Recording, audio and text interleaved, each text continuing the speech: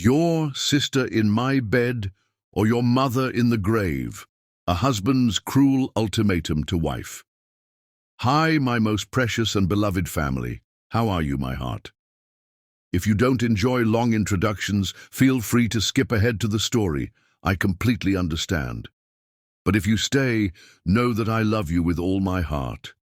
And if you're here for the first time, please give me one chance to prove myself. You might just find a home here. This is your Mr. Peter, and I love you more than words can ever say. You are my purpose, my strength and my joy. To all my beautiful queens, strong kings and precious children, thank you for being my light. A gentle prayer for you. May peace cover you like morning light. May love follow you like your shadow, and may every step you take be blessed beyond measure. You are seen, you are valued, you are deeply loved. Let's reach 1,000 likes, my family. Please like, comment, and share. Your love keeps this family alive. Let's begin, hand in hand with love. Connie Garcia stood before a massive canvas in her studio, sunlight streaming through the floor-to-ceiling windows of the east wing of the Sullivan Mansion. Her brush moved with practiced precision across the canvas, creating yet another commercially viable piece that would match perfectly with the decor of some corporate lobby.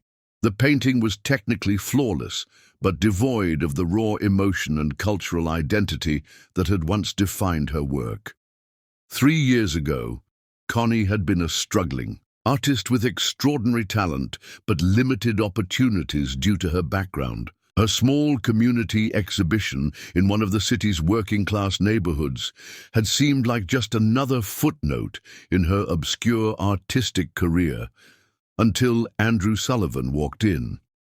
She remembered that moment with painful clarity.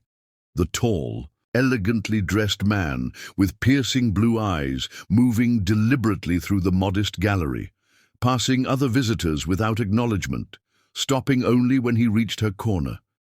He had stood before her most passionate work, a series exploring her Afro-Latina identity through vibrant colors and bold strokes for a full 5 minutes without speaking. "You have a remarkable gift," he'd finally said, turning those intense eyes on her. "Your use of color is unlike anything I've seen in contemporary markets." Contemporary markets, not contemporary art. The distinction should have been her first warning. Now, 3 years into their marriage, Connie understood exactly what Andrew had seen that day. Not an artist to be nurtured, but talent to be acquired, shaped, and commercialized. Just like every other asset in his portfolio, a soft knock at the studio door interrupted her thoughts. "Mrs. Sullivan?" The newest housekeeper, Connie couldn't remember her name, they cycled through staff so quickly, stood in the doorway, carefully, maintaining the exact distance Andrew had established as appropriate. "Mr. Sullivan asks that you join him for dinner at 7. He has requested you wear the blue dress he purchased in Milan." Requested, as if she had a choice. "Thank you," Connie replied, forcing a smile. "Please tell my husband I'll be there."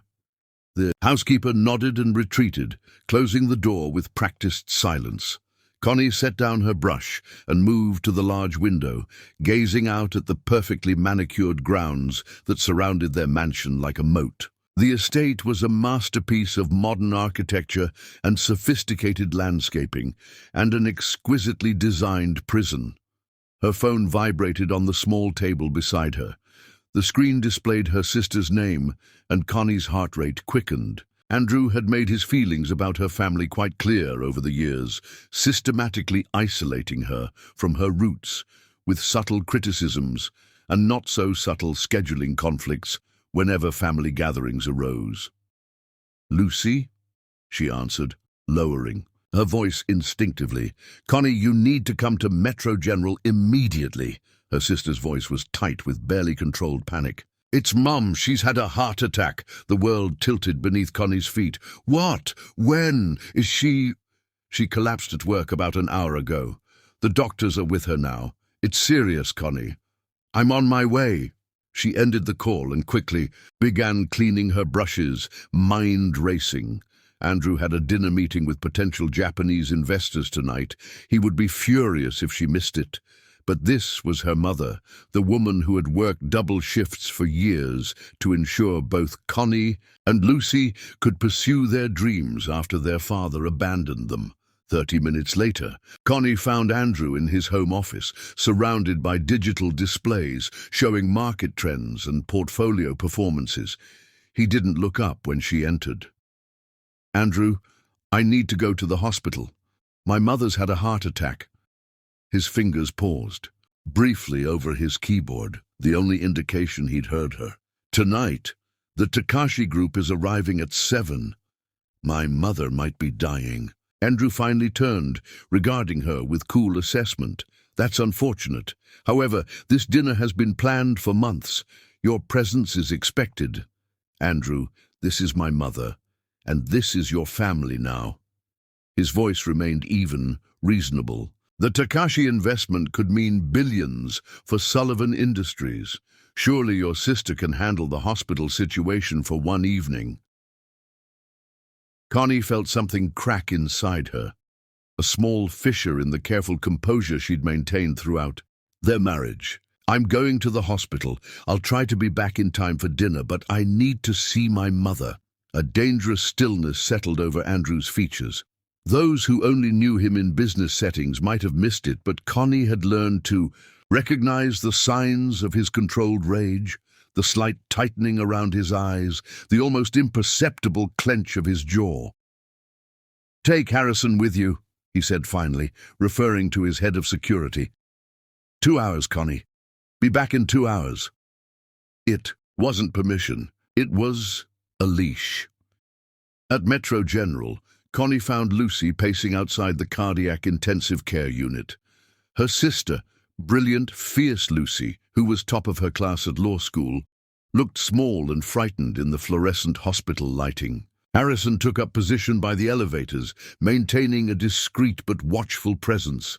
"How is she?" Connie asked, embracing her sister. "Critical but stable." Lucy's voice was rough from crying. "The doctors say it's some rare condition, hypertrophic cardiomyopathy with complications. They're saying she needs specialized treatment." "What kind of treatment?" Lucy led her to a quiet corner, away from Harrison's listening ears. "There's an experimental procedure available in Switzerland. It's her best hope, maybe her only hope." "Okay, so we get her to Switzerland. My insurance through Andrew should cover." "It doesn't." Lucy cut her off, her expression grim. "I already checked. This treatment is too experimental for coverage. It costs $3 million, Connie." The amount hung between them, impossibly vast. For most families, an insurmountable sum. For Andrew Sullivan, pocket change. "I'll talk to Andrew," Connie said, with more confidence than she felt. "He can arrange it." Lucy's expression hardened. "Will he, though? The same man who conveniently forgets to invite Mom to any social function, who refers to our neighborhood as that ghetto. This is different. This is life and death." Before Lucy could respond, a doctor emerged from the ICU, her face serious. Beneath her surgical cap, "Ms. Garcia, your mother is asking for both of you." Inside the ICU, their mother looked shockingly frail, surrounded by beeping machines and IV lines. Eleonora Garcia had always been a force of nature, working double shifts as a hospital administrator after their father left, attending every school event despite exhaustion, pushing her daughters to reach heights beyond what society expected of them. Seeing her diminished by illness felt fundamentally wrong. "My beautiful girls," she whispered, extending weakened hands to both her daughters. Together, as always. Connie and Lucy positioned themselves on either side of the bed, each holding one of their mother's hands. They talked softly about nothing important, carefully avoiding the severity of her condition or the astronomical cost of the treatment that could save her. When Eleonora drifted into sleep, the sisters moved to the small waiting area adjacent. "To the ICU. You need to go back, don't you?" Lucy asked, noting Connie's frequent glances at her watch. Andrew has investors coming. He gave me 2 hours. The word sounded hollow even to her own ears. 2 hours to see our dying mother. Lucy's laugh held no humor. How generous of him. Lucy, please, not now. When then? When will you acknowledge what your marriage has become? He's isolated you from everyone who loves you. He controls what you paint, what you wear, who you see. You don't understand. I understand perfectly. Lucy's voice dropped to an intense whisper. The Connie Garcia I grew up with, the sister who taught me to stand up for myself, who painted with such passion and truth, she would never accept being treated like this. What happened to her? The question struck like a physical blow. What had happened to that Connie? The one who'd fought her way into art exhibitions despite rejections based on her background. The one who'd sworn she'd never compromise her artistic voice. Golden handcuffs had happened, the seductive comfort of wealth, the gradual erosion of independence, so subtle she barely noticed it happening, one small compromise at a time. Connie checked her watch again. I have to go. I'll talk to Andrew. About the treatment tonight, and if he refuses. The question followed her all the way back to the mansion, where Andrew was already dressed for dinner, reviewing briefing documents on the Japanese investors. He barely looked up when she entered their bedroom. The Takashi delegation arrives in 40 minutes. The blue dress is laid out. Connie took a deep breath. Andrew, we need to talk about my mother. After dinner. No. Now. The firmness in her voice surprised them both.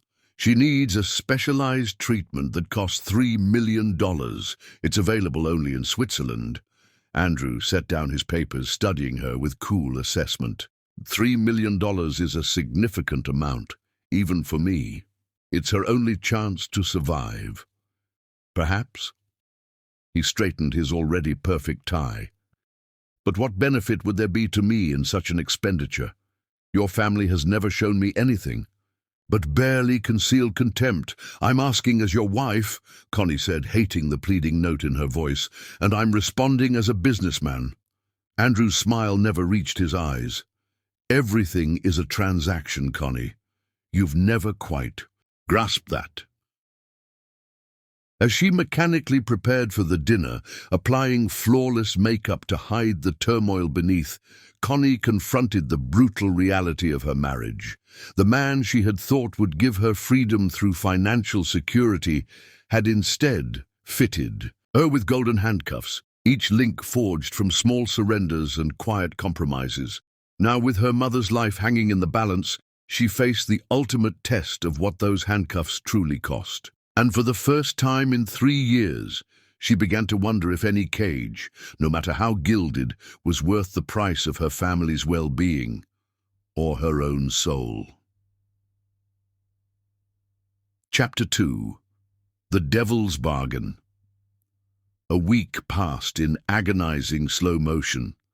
Connie divided, her time between the hospital and the mansion existing in a state of constant exhaustion.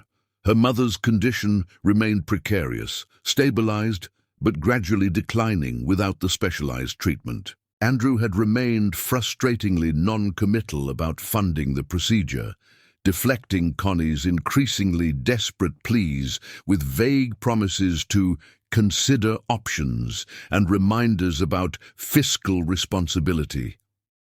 On the 7th night after her mother's heart attack, Connie returned to the mansion to find Andrew had arranged a formal dinner for just the two of them in the grand dining room. The massive mahogany table, typically used for entertaining important guests, had been set with fine china and crystal at just 2 places, with candles casting a deceptively warm glow over the cold opulence.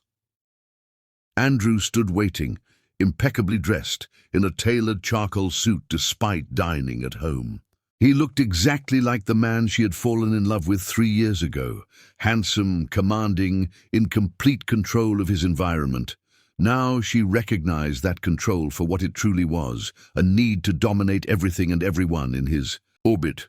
You look exhausted, he observed as she took her seat, his tone suggesting this was a personal failing rather than the natural result of watching her mother fight for her life. "I've been at the hospital," Connie replied simply, smoothing the wrinkles in the simple black dress she'd worn for the past 3 days. The housekeeper appeared silently, serving the first course, a lobster bisque that Connie couldn't bring herself to touch. Andrew watched her over the rim of his wineglass, his blue eyes calculating. "I've been looking into your mother's situation," he said finally, after the housekeeper had disappeared. $3 million for an experimental treatment with no guaranteed outcome. It's a substantial investment to consider. Connie flinched at his terminology. "She's not a business venture, Andrew. She's my mother. Everything in life is a transaction, Connie. That's something your family has never understood." He set down his wineglass with deliberate precision. "However, I believe I've found a solution that could work for everyone involved." A flicker of hope rose in Connie's chest. "You'll pay for the treatment under certain conditions." Andrew signaled for the housekeeper to clear the untouched soup and leave them in privacy. Once they were alone, he reached into his jacket and withdrew a document, sliding it across the table toward her. A contractual arrangement. Connie stared at the document, bound in expensive leather with gold embossing. "What kind of contract?" "One that outlines a simple exchange." Andrew's voice was matter-of-fact, as though discussing nothing more significant than a property acquisition. "I will provide the full $3 million for your mother's treatment in Switzerland. First-class travel arrangements, private accommodations during her recovery, the very best specialists, everything she needs. And in exchange?" Connie's voice caught, already sensing something terrible coming. Andrew leaned back in his chair, studying her with clinical detachment. "In exchange, your sister spends 1 night in my bed." The words hung in the air between them, monstrous and impossible. Connie felt as though all oxygen had been sucked from the room. "What did you say?" she whispered, hoping desperately she had misheard. "You understood me perfectly." Andrew's expression remained unchanged, as though he'd proposed nothing more controversial than a business merger. 1 night with Lucy in exchange for your mother's life. It's a straightforward proposition." "You're insane." Connie pushed back. From the table, her chair screeching against the marble floor. "She's my sister. She's 23 years old, and you're my husband. A fact you've seemed less than enthusiastic about lately." Something dangerous flashed in his eyes. "Lucy is an adult, quite capable of making her own decisions. And she's certainly spirited. Unlike you, she's never learned when to be accommodating." "This isn't accommodation, it's exploitation." Connie's voice rose, trembling with rage and disbelief. "How dare you suggest something so vile?" Andrew remained unmoved by her outburst. "Your sister in my bed, or your mother in the grave?" A choice, really. The crystal wineglass in Connie's hand shattered against the far wall before she even realized she'd thrown it, crimson liquid streaming down the cream-colored silk wallpaper like blood. "You're a monster," she whispered, trembling with fury. Andrew didn't even flinch at the destruction, merely gesturing for a hovering staff member to clean the mess. "I prefer to think of myself as practical. We all want something, Connie. I want your sister. You want your mother to live. Lucy wants to complete law school without crushing debt." He shrugged elegantly. "Everyone can get what they want, except Lucy's dignity and my mother's chance to recover without being tainted by this obscenity." "They need never know the terms," Andrew said, his voice softening into something almost reasonable. "Your mother gets her treatment. Lucy believes I've had a change of heart about family. You keep both of them healthy and whole, and you get to destroy us all." Connie's nails dug into her palms, drawing blood. "Lucy would never agree to this, wouldn't she?" Andrew raised an eyebrow. "For her mother's life? Are you so certain?" He leaned forward, his expression suddenly intense. And before you judge me too harshly, ask yourself how I built my empire. This isn't the first time I've made such arrangements. People sell pieces of themselves every day, Connie. Their time, their talent, their bodies, their integrity. The only difference is the price. Connie stared at him, truly seeing the man she'd married for the first time. Not the charming, brilliant businessman who'd swept her off her feet, but something hollow and predatory wearing the mask of humanity. You're telling me you've done this before? Exploited vulnerable women? Andrew waved. A dismissive hand. I prefer to think of it as providing opportunities. When Harrison's wife needed that specialized cancer treatment last year, do you really think it was corporate benevolence that covered the costs? The implication struck Connie like a physical blow. Harrison's wife, Julia, a beautiful, quiet woman who could barely look Andrew in the eye at company functions. Connie had always attributed the woman's discomfort to shyness. Now a more sinister explanation emerged. How many? She asked, her voice barely audible. How many women have proposition like this? Enough to know that everyone has a breaking point. Andrew's gaze was unwavering. The question is whether your mother's life is yours. Connie stood shakily, feeling as though the ground beneath her had turned to quicksand. I need to leave. By all means, Andrew said coolly, returning to his meal as though the conversation had been about nothing more significant than the weather. But remember, time is running out for Eleonora. The specialists in Switzerland won't hold that treatment slot indefinitely. She turned to go, needing to escape before she either collapsed or attacked him. Oh, and Connie? His voice stopped her. At the doorway. Don't bother trying to access your personal accounts for the money. I've had them frozen as a precautionary measure. Financial stress can lead to such irrational decisions after all. The door closed behind her with the finality of a coffin lid. Connie made it halfway up the grand staircase before her legs gave out. She sank onto the steps, mind reeling as the full horror of her situation crystallized. Her mother was dying. The only treatment that could save her cost more than Connie could ever hope to raise without Andrew's help, and Andrew's price was her sister's body and dignity, her sister. Beautiful, brilliant Lucy, who had fought her way into one of the country's top law schools through sheer determination and intelligence. Lucy, who had never bowed or simpered to gain Andrew's approval the way so many did. Lucy, who had seen through him from the beginning. Your husband looks at women like they're acquisitions, she told Connie after their first meeting, like he's calculating their value and utility.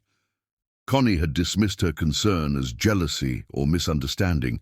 Now she recognized it as perception. Into the quiet opulence of the mansion, surrounded by priceless art and luxury that now felt like a mockery, Connie faced the truth. She had married a predator, and now he had her family in his sights. Her phone vibrated in her pocket, Lucy calling for an update. Connie stared at the screen, unable to answer. How could she possibly tell her sister about Andrew's proposition? How could she not, when their mother's life hung in the balance? She let the call go to voicemail, buying herself precious minutes to think. Andrew was right about one thing. Time was running out. The Swiss clinic needed an answer and a deposit by the end of the week. Pulling herself to her feet, Connie made her way to her bedroom, locking the door behind her, though she knew it provided only an illusion of security in a house where Andrew held all the keys. She sank onto the edge of the bed, still fully dressed, and buried her face in her hands. There had to be another way. She could go public with Andrew's proposition, expose him for the monster he was. But she had signed ironclad NDAs as part of their prenuptial agreement. Any accusation would be her word against his, and Andrew Sullivan's word carried the weight of billions. By the time any legal battle played out, Her mother would be long dead. She could beg other family members for help, but there was no one with resources even approaching what was needed. Her father had disappeared years ago, and her extended family was working class, struggling to make ends meet. She could appeal to Andrew's business rivals, but even the wealthiest among them would want something in return. Corporate secrets, proprietary information, things that would constitute illegal corporate espionage. Every path she explored led back to the same impossible choice: her sister's dignity or her mother's life. Outside her window, rain began to fall, streaking the glass with rivulets that mirrored the tears on her face. For the first time since her father had abandoned them, leaving her mother to raise two young girls alone, Connie felt truly hopeless. Her phone vibrated again. Lucy, persistent as always. This time, Connie answered. "Hey," she said, struggling to keep her voice steady. "Sorry I missed your call." "How did it go?" Lucy's voice was taut with anxiety. "Will Andrew help with the treatment?" The question hung between them, laden with hope and fear. Connie closed her eyes, seeing Andrew's cold smile, hearing his monstrous proposition. "Your sister in my bed or your mother in the grave." "He's considering it," she said finally, the bitter on her tongue. "He wants to talk to the doctors first." Lucy's sigh of relief was audible. "That's something, at least. Mum's resting now. The new medication is helping with the pain." "I'll come by tomorrow morning," Connie promised, her mind racing. She needed to see Lucy in person, away from Andrew's surveillance. Needed to figure out what to do. "Bring me a decent coffee when you come," Lucy said, attempting lightness. "The hospital stuff is basically brown water." "I will. Get some rest. You too. And Connie, whatever happens, we'll figure it out. We always do." The confidence in her sister's voice nearly broke her. Lucy still believed in solutions, in justice, in the possibility of things working out. 3 years of marriage to Andrew had stripped Connie of such certainties. After they hung up, Connie moved to the window, watching lightning illuminate the manicured grounds of the estate. Thunder growled in the distance, a mirror to the storm. Raging inside her, one thought crystallized with perfect, terrible clarity. She could not let Andrew anywhere near her sister. Whatever the cost, whatever sacrifice required, she would find another way. But as the night deepened around her, bringing no solutions, only questions, a small, desperate voice whispered in the back of her mind, "What if there is no other way?" Chapter 3: Sisterhood's Strength. The service entrance of the Sullivan Mansion was rarely used except by delivery personnel and maintenance staff. Located at the rear of the sprawling property, it offered a discreet exit point, monitored by only a single security camera, which Connie knew had a 3-second blind spot during its automated sweep. She had discovered this vulnerability months ago, but never had reason to exploit it until now. At 2 a.m., when Andrew was finally asleep in his separate bedroom suite, Connie slipped silently through the darkened house. She wore nondescript clothing, jeans and a black hoodie that had remained. Hidden at the back of her closet, relics from her pre-Andrew life. The night security guard was positioned at the main entrance, leaving the service area temporarily unmonitored. Timing her movements to the camera's blind spot, Connie slipped out into the cool night air. She had ordered a rideshare under a false name, directing the driver to wait a block away from the property. 20 minutes later, she was speeding toward the university campus, where Lucy maintained a small apartment near the law school. The city looked different at night. Raw, more honest, without the polished veneer of daylight. Or perhaps it was. Connie, who had changed, stripped of her own carefully maintained facade by Andrew's monstrous proposition. Lucy's apartment building was modest but well-maintained, populated primarily by graduate students. Despite the late hour, light still spilled from beneath her door. Lucy had always been a night owl, especially during exam periods. Connie knocked softly, then more insistently when there was no immediate response. When the door finally opened, Lucy stood blinking in surprise, dressed in worn sweatpants and a university t-shirt, hair pulled back in a messy bun, law books spread across her small dining table. "Connie, what are you doing here at this hour? Is Mom—" "Mom's the same," Connie interrupted, pushing past her sister into the apartment. "I need to talk to you, and it couldn't wait until morning." Lucy closed the door, studying her sister with growing alarm. "What's happened? You look terrible." Andrew made his decision about Mom's treatment. Connie's voice caught, the words sticking in her throat like shards of glass. "And? Will he help?" Lucy guided her to the small sofa, concern etched across her features. "He offered to pay for everything." Connie couldn't meet her sister's eyes. The full treatment, private transportation to Switzerland, accommodations during recovery, all of it. Relief flooded Lucy's face. "That's wonderful. I knew he'd come through eventually. When can we—" "There are conditions," Connie cut her off, the words ash in her mouth. "What kind of conditions?" Lucy's relief transformed instantly to wariness. "What does he want from you?" "Not from me." Connie finally looked up, meeting her sister's gaze. "From you." Confusion flickered across Lucy's face, then understanding dawned with horrifying clarity. She sat back as though physically struck. "He wants me to sleep with him. It wasn't a question." Connie's silence was confirmation enough. "That sick, twisted—" Lucy broke off, her face contorted with disgust. "He actually said this to you, in those words." He said. Connie closed her eyes briefly, the memory searing. "Your sister in my bed or your mother in the grave?" Those were his exact words. Lucy rose abruptly and crossed to her kitchenette, gripping the counter with white-knuckled hands. For a long moment, she stood with her back to Connie, shoulders rigid with tension. When she finally turned, her expression was eerily composed. "Come with me," she said, her voice unnaturally calm.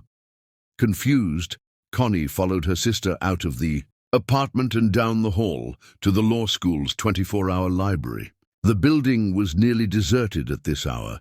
A few dedicated students hunched over books in carols scattered throughout the vast space. Lucy led the way through stacks of legal volumes to a secluded study room at the very back of the building. The small room contained a table piled with documents, legal pads filled with notes, and a corkboard covered with photographs, news clippings, and what appeared to be a complex timeline. At the center of this web was a photograph of Andrew Sullivan, looking imperious at some charity gala. "What is this?" Connie asked, taking in the elaborate display. "My special project for advanced legal ethics." Lucy closed the door and lowered her voice. "I've been investigating Andrew for the past 6 months." The statement hit Connie like a physical blow. "What? Why?" "Because from the moment I met him, I knew there was something deeply wrong with him." Lucy moved to the board, tapping a finger against a news clipping about a charitable donation Andrew had made to a hospital. "Remember Julia Harrison? How she couldn't look him in the eye at your Christmas party?" "Andrew mentioned her tonight," Connie said slowly. "He implied he made her the same proposition when she needed cancer treatment." "Exactly." Lucy's expression hardened. "And she's not the only one. There's Eleanor Tate, whose husband was about to lose his business until Andrew generously stepped in with capital. There's Maria Weiss, whose son suddenly received a scholarship to an exclusive school after she spent an unexplained weekend at Andrew's lake house. You've been tracking all this." Connie stared at the interconnected web of information. "For my seminar project, Patterns of Exploitation, How Wealth Enables Predation. My professor, Dr. Martina Winters, runs a special legal clinic focused on powerful men who abuse their positions to exploit vulnerable women." Lucy's voice took on the precise cadence she used when presenting case arguments. "What I never imagined was that he would be so bold, so monstrous, as to propose this to his own wife about her sister." Connie sank into a chair, overwhelmed by what she was seeing. "Why didn't you tell me? Would you have believed me?" Lucy asked gently. "You were in love with him, Connie, or at least with the version of him he allowed you to see." The truth of those words struck deep. How many warning signs had Connie ignored or rationalized away over the years? The way Andrew isolated her from friends and family, how he gradually took control of her art, his subtle dismissal of her opinions and feelings. Each small erosion of her autonomy had seemed reasonable in the moment, wrapped in explanations about her best interests or professional growth. "What Andrew has proposed isn't just immoral, it's criminal," Lucy continued, her voice hardening. "It's sexual coercion and exploitation, leveraging a medical crisis to force sexual compliance. In a just world, he'd go to prison for even suggesting it. But we can't prove it," Connie said despairingly. "It would be my word against his, and with his resources." "Not if we trap him," Lucy interrupted, her eyes gleaming with a dangerous light. "Not if we get him to make his proposition explicitly, in a controlled situation, with evidence." Connie stared at her sister, momentarily speechless.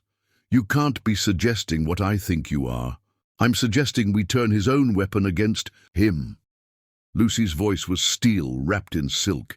"He thinks he's untouchable because of his money and power. He thinks we're desperate and helpless."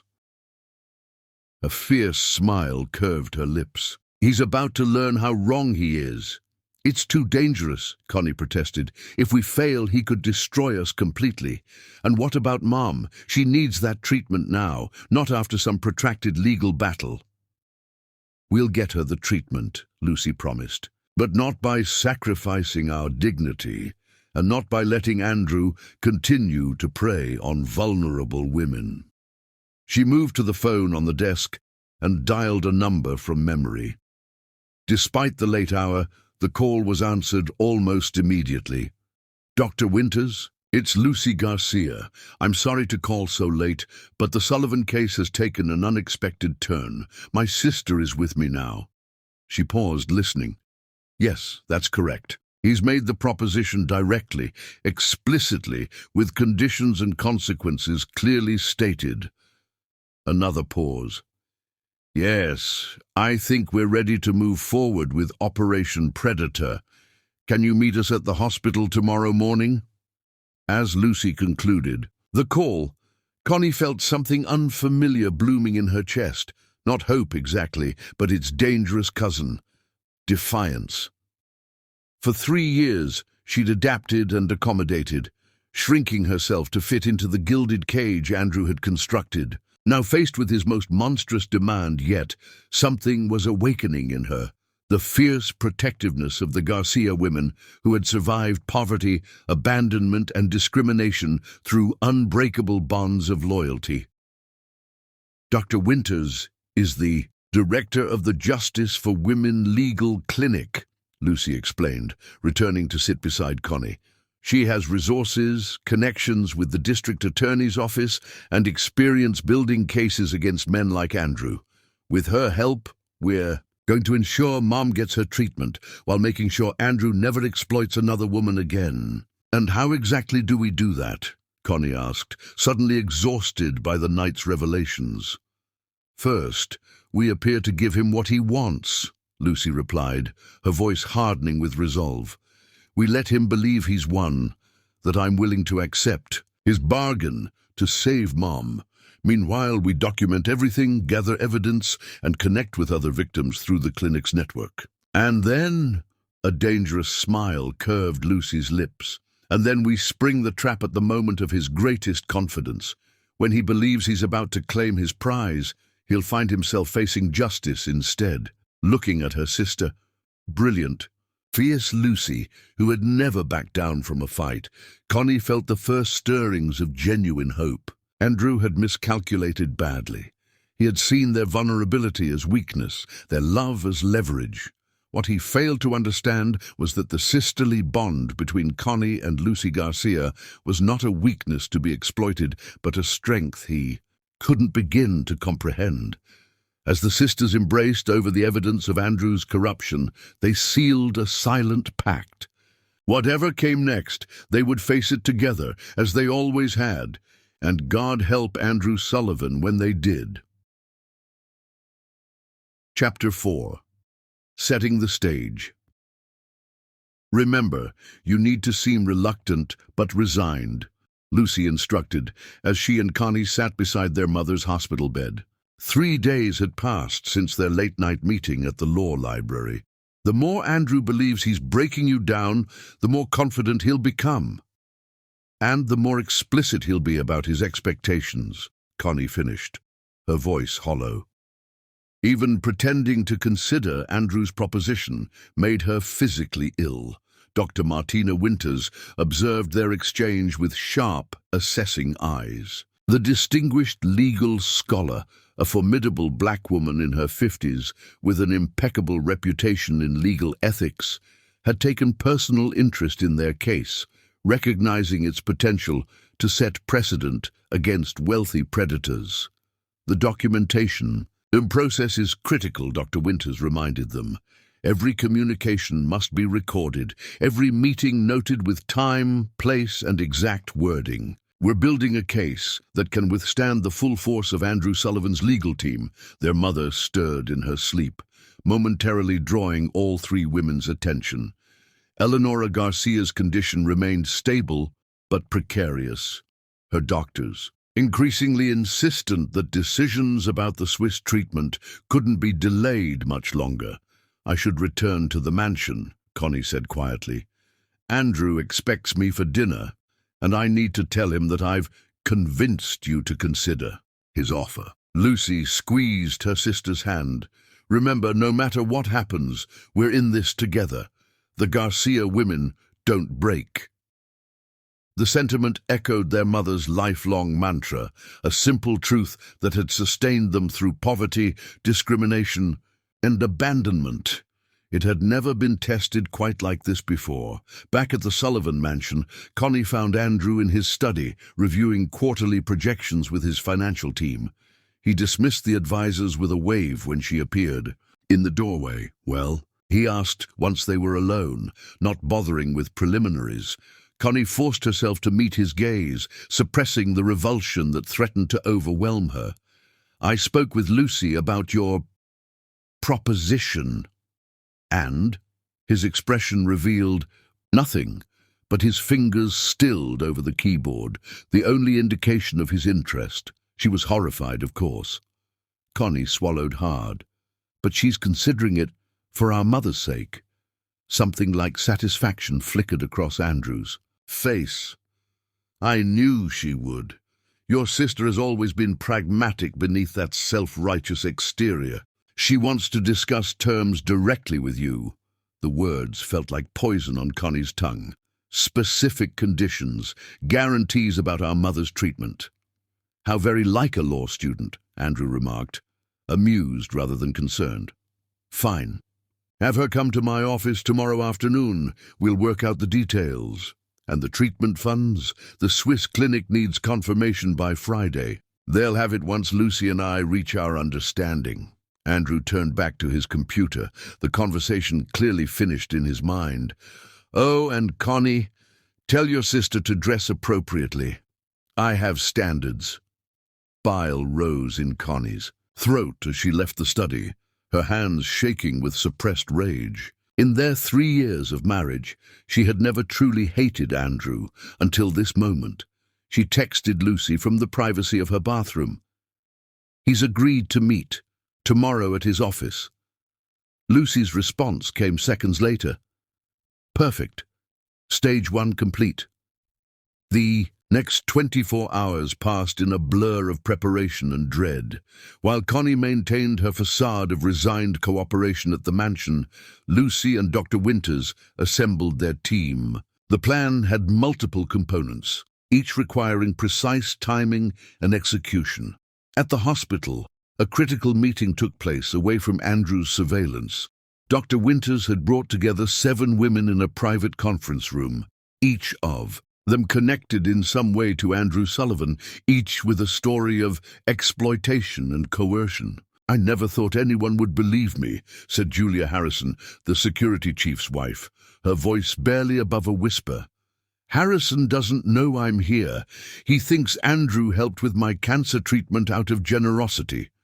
"That's how he operates," said Eleanor Tate, whose husband's failing business had been mysteriously rescued after what Andrew had called a private consulting weekend with his wife. "He makes you feel like you have no choice, like you should be grateful for the opportunity." One by one, they shared their experiences, each story reinforcing the pattern. Andrew identified vulnerable women connected to something he wanted, leveraged their desperation, and extracted his price with the cold calculation of a predator. Some had been bound by NDAs, others silenced by fear or shame. All expressed the same relief at finally being heard and believed. "What you're doing requires immense courage," Dr. Winters told them. "Mr. Sullivan has spent years operating in the shadows, relying on his victim's silence. Together, we can ensure he never exploits another woman again." As the women shared contact information and agreed to provide sworn statements, Lucy felt the weight of their collective determination. This was no longer just about protecting her sister and saving her mother. It had become something larger, a chance to challenge the impunity wealth so often provided. Meanwhile, the district attorney's special investigations unit had been briefed and was preparing surveillance equipment sophisticated enough to evade even Andrew's security measures. Given his connections within local law enforcement, only a small, trusted team was informed of the operation. "The recording devices are undetectable," Detective Sofia Ramirez assured Lucy as she demonstrated the technology. "The microphone is embedded in what appears to be a normal watch, and the transmitter is disguised as an earring. Even if his security performs a sweep, they won't find anything." "And you're sure this will hold up in court?" Lucy asked, examining the deceptively simple-looking devices. "Absolutely. We've used this technology in dozens of high-profile cases against powerful men. The recordings meet all evidentiary standards." The detective's expression hardened. "Men like Sullivan think their money makes them untouchable. It's always satisfying to prove them wrong." That evening, as final preparations were being made, Andrew arranged for Connie's mother to be transferred to a private room with upgraded care, a gesture meant to demonstrate his good faith but serving, primarily as a reminder of his power over their family's well-being. "A show of good intentions," he told Connie over dinner, his tone suggesting she should be grateful. "The Swiss clinic has been notified of our interest, and they're preparing for Eleonora's arrival once our arrangement with Lucy is finalized." Connie forced herself to nod appreciatively while mentally noting every word for the case file. Dr. Winters had emphasized the importance of documenting Andrew's explicit connections between the medical treatment and his expectations regarding Lucy. "My sister appreciates your assistance," Connie managed, choosing her words carefully. "She's taking this very seriously." "As she should." Andrew sipped his wine with casual arrogance. "It's not every day a law student from her background has the opportunity to save a life with such a simple act." The dismissive way he reduced Lucy to her background and the violation of her body to a simple act made Connie's skin crawl. This was the real Andrew Sullivan, the man behind the polished public image of philanthropist and business visionary, a predator who viewed women as commodities to be acquired and used. The next morning, Lucy met with Dr. Winters one final time to review the strategy for her meeting with Andrew. "The most important thing is to get him to explicitly restate his proposition on record," Dr. Winters emphasized. "No euphemisms, no implied agreements.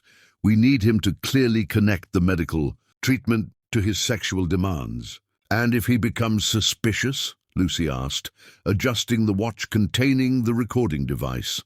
"Detective Ramirez and her partner will be positioned as clients in the reception area. If anything goes wrong, they'll intervene immediately." Doctor. Winters squeezed Lucy's shoulder reassuringly. You're not alone in this, Lucy. We have resources and support that Andrew Sullivan can't begin to imagine. As Lucy prepared to leave for the meeting, Connie embraced her sister fiercely.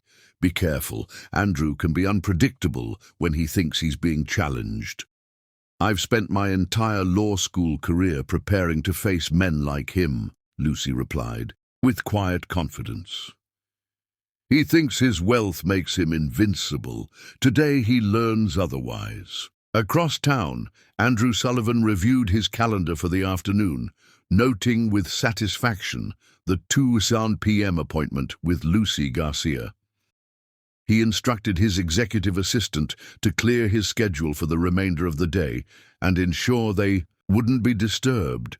Ms. Garcia may require extended consultation regarding her mother's medical arrangements, he explained smoothly, offering the same plausible deniability he had used countless times before. His assistant nodded with practiced professionalism, betraying no awareness of what consultation might truly entail. Like everyone in Andrew's orbit, she had learned that certain questions were never to be asked, certain patterns never acknowledged.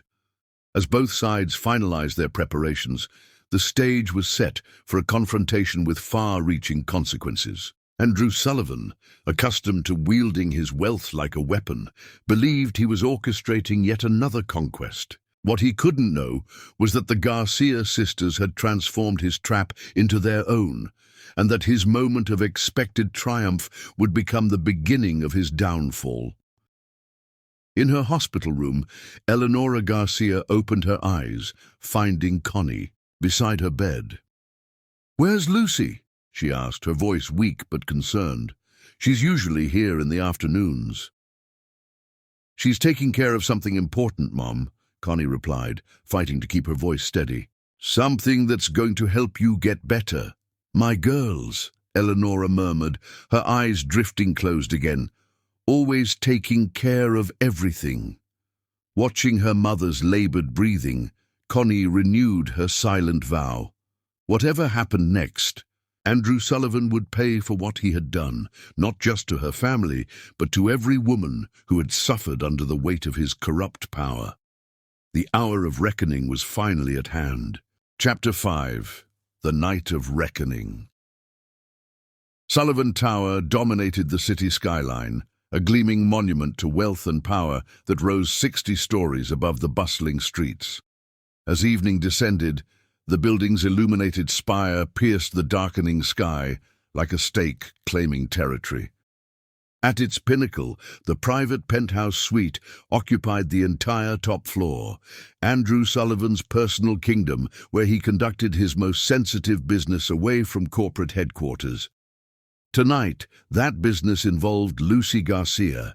She stood in the private elevator that served only the penthouse, her heart hammering against her ribs despite months of preparation for this moment. The navy dress she wore had been chosen carefully, conservative enough to suggest reluctance, yet elegant enough to avoid arousing suspicion. The diamond stud earrings contained sophisticated transmitters, while her watch housed a recording device capable of capturing every word and sound within a 20-foot radius. "Audio check," came Detective Ramirez's quiet voice through the nearly invisible earpiece. "Signal is clear. We're monitoring from the surveillance van, and the DA's team is tracking remotely."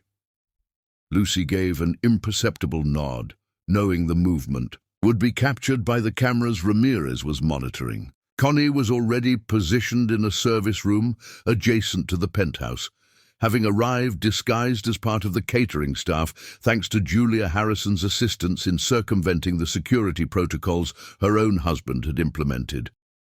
The elevator doors slid open silently, revealing a glass-walled foyer that offered a breathtaking panoramic view of the city. A young woman in a sleek black uniform stood waiting, her expression professionally blank. "Ms. Garcia, Mr. Sullivan is expecting you in the main salon. May I offer you a drink?" "No, thank you." Lucy kept her voice steady, betraying none of the tension coiling inside her. As she followed the woman through the opulent space, Lucy took careful note of her surroundings. The penthouse was a study in calculated luxury. Rare art pieces, furniture clearly chosen for aesthetic over comfort, and technology so seamlessly integrated it was practically invisible. This was a place designed to impress and intimidate, to remind visitors they had entered the domain of someone who operated on a different plane of existence.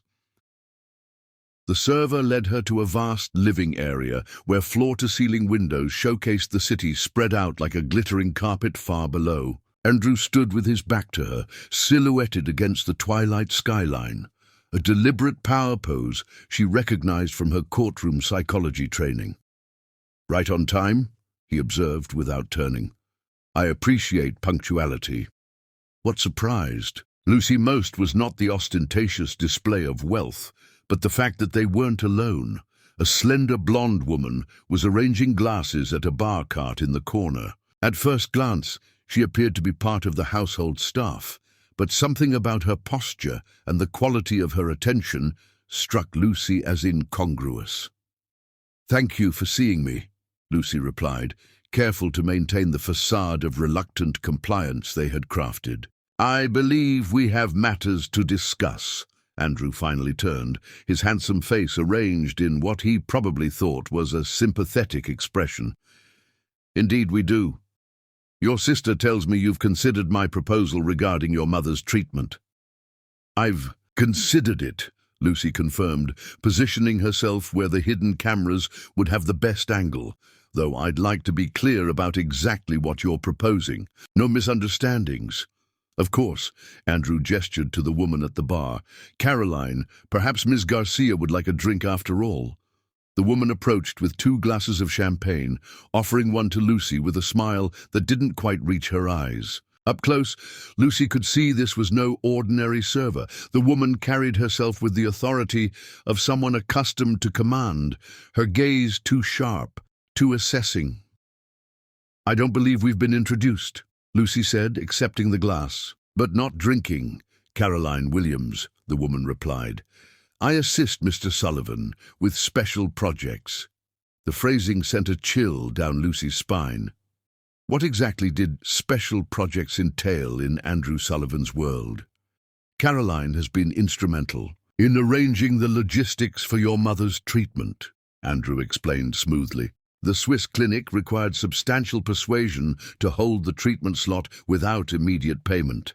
"How fortunate that you have such persuasive employees," Lucy commented, setting her untouched champagne on a side table. Andrew smiled, thinly. "Caroline, would you excuse us? Ms. Garcia and I need to discuss the specific terms of our arrangement." "Of course." The woman nodded and withdrew to an adjoining room, closing the door behind her with deliberate precision. "Now," Andrew continued once they were alone, "let's be direct. Your mother requires a $3 million experimental treatment in Switzerland. I'm prepared to provide that funding, along with all associated expenses for travel and accommodation. In exchange, you will spend tonight here with me." He gestured toward a hallway that presumably led to the bedroom. "The funds will be transferred before our arrangement as a show of good faith." "And if I refuse," Lucy pressed, needing his explicit threat on record, "then I provide no funding and your mother dies." Andrew stated it as casually as a weather forecast. "Connie lacks independent financial resources since our prenuptial agreement, and you're a law student buried in student debt. Without my assistance, Eleonora Garcia will be dead within months." He smiled coldly. Simple economics. The calculated cruelty of his proposition, delivered with such casual confidence, made Lucy's skin crawl. This was a man who had spent years reducing human suffering to business transactions, viewing vulnerable women as commodities to be acquired through financial leverage. "Why me?" Lucy asked, maintaining her composure with effort. "You're a billionaire. You could have anyone." Andrew moved closer, studying her with unsettling intensity. Because you've always looked at me with such judgment in those beautiful eyes. Because unlike your sister, you never learned when to be accommodating." His voice dropped lower. "And because taking something valuable always means more when it's given reluctantly." His admission of predatory motivation was precisely what they needed on record. Lucy steeled herself for the next phase, the most dangerous part of their plan. "I need certain guarantees," she said, allowing a deliberate tremble in her voice. "The treatment funds must be transferred to the clinic before anything happens. And I want documentation that you've arranged for my mother's transport to Switzerland." Reasonable requests. Andrew moved to a desk and retrieved a folder, opening it to reveal medical documents bearing the Swiss clinic's letterhead. "Your mother's appointment is confirmed for next week.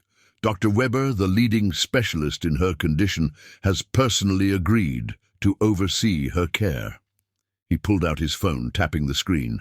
And, as a gesture of good faith, he turned the screen toward her, showing a banking app with a transfer of $3 million to an account labeled Weber Clinic. With another tap, the transfer was complete.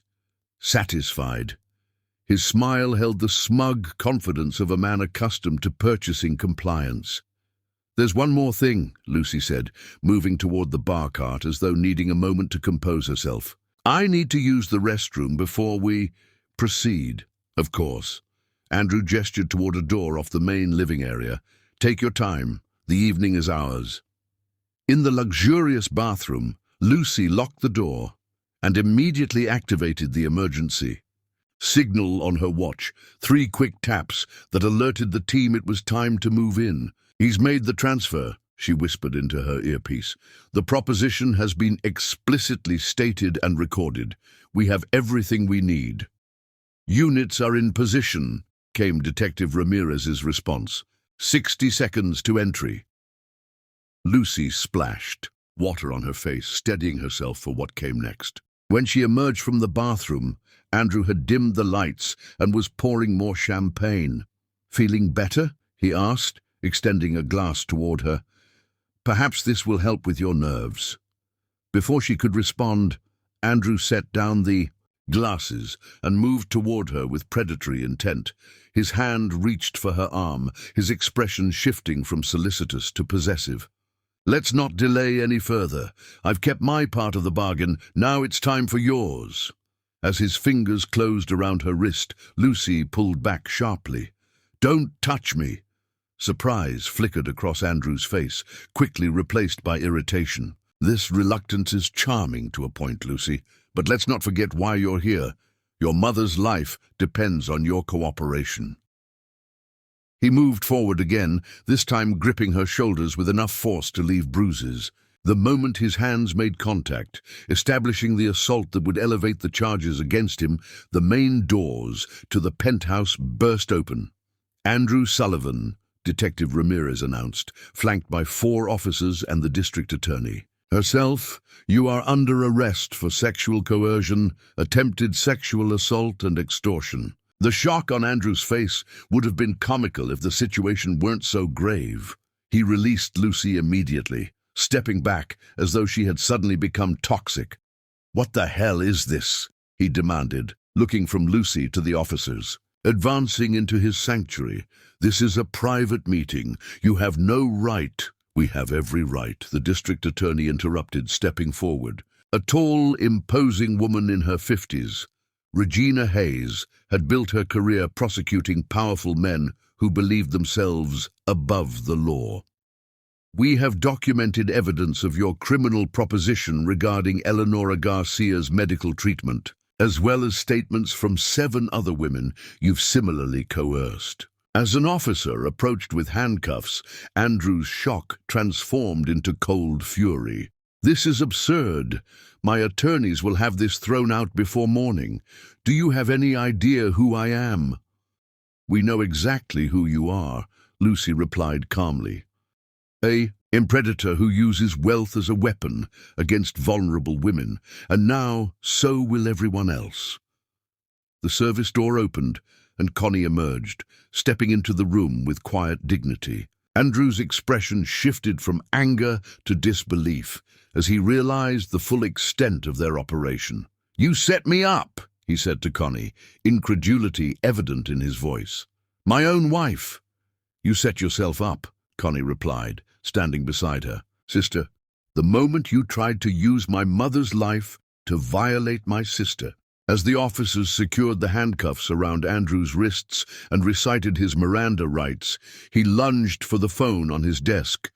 "One call, and this all goes away," he snarled. "I own half the judges in this city." Detective Ramirez smoothly intercepted him, but not before he managed to activate the speakerphone function and bark orders to his lawyer. "Thomas, it's Sullivan.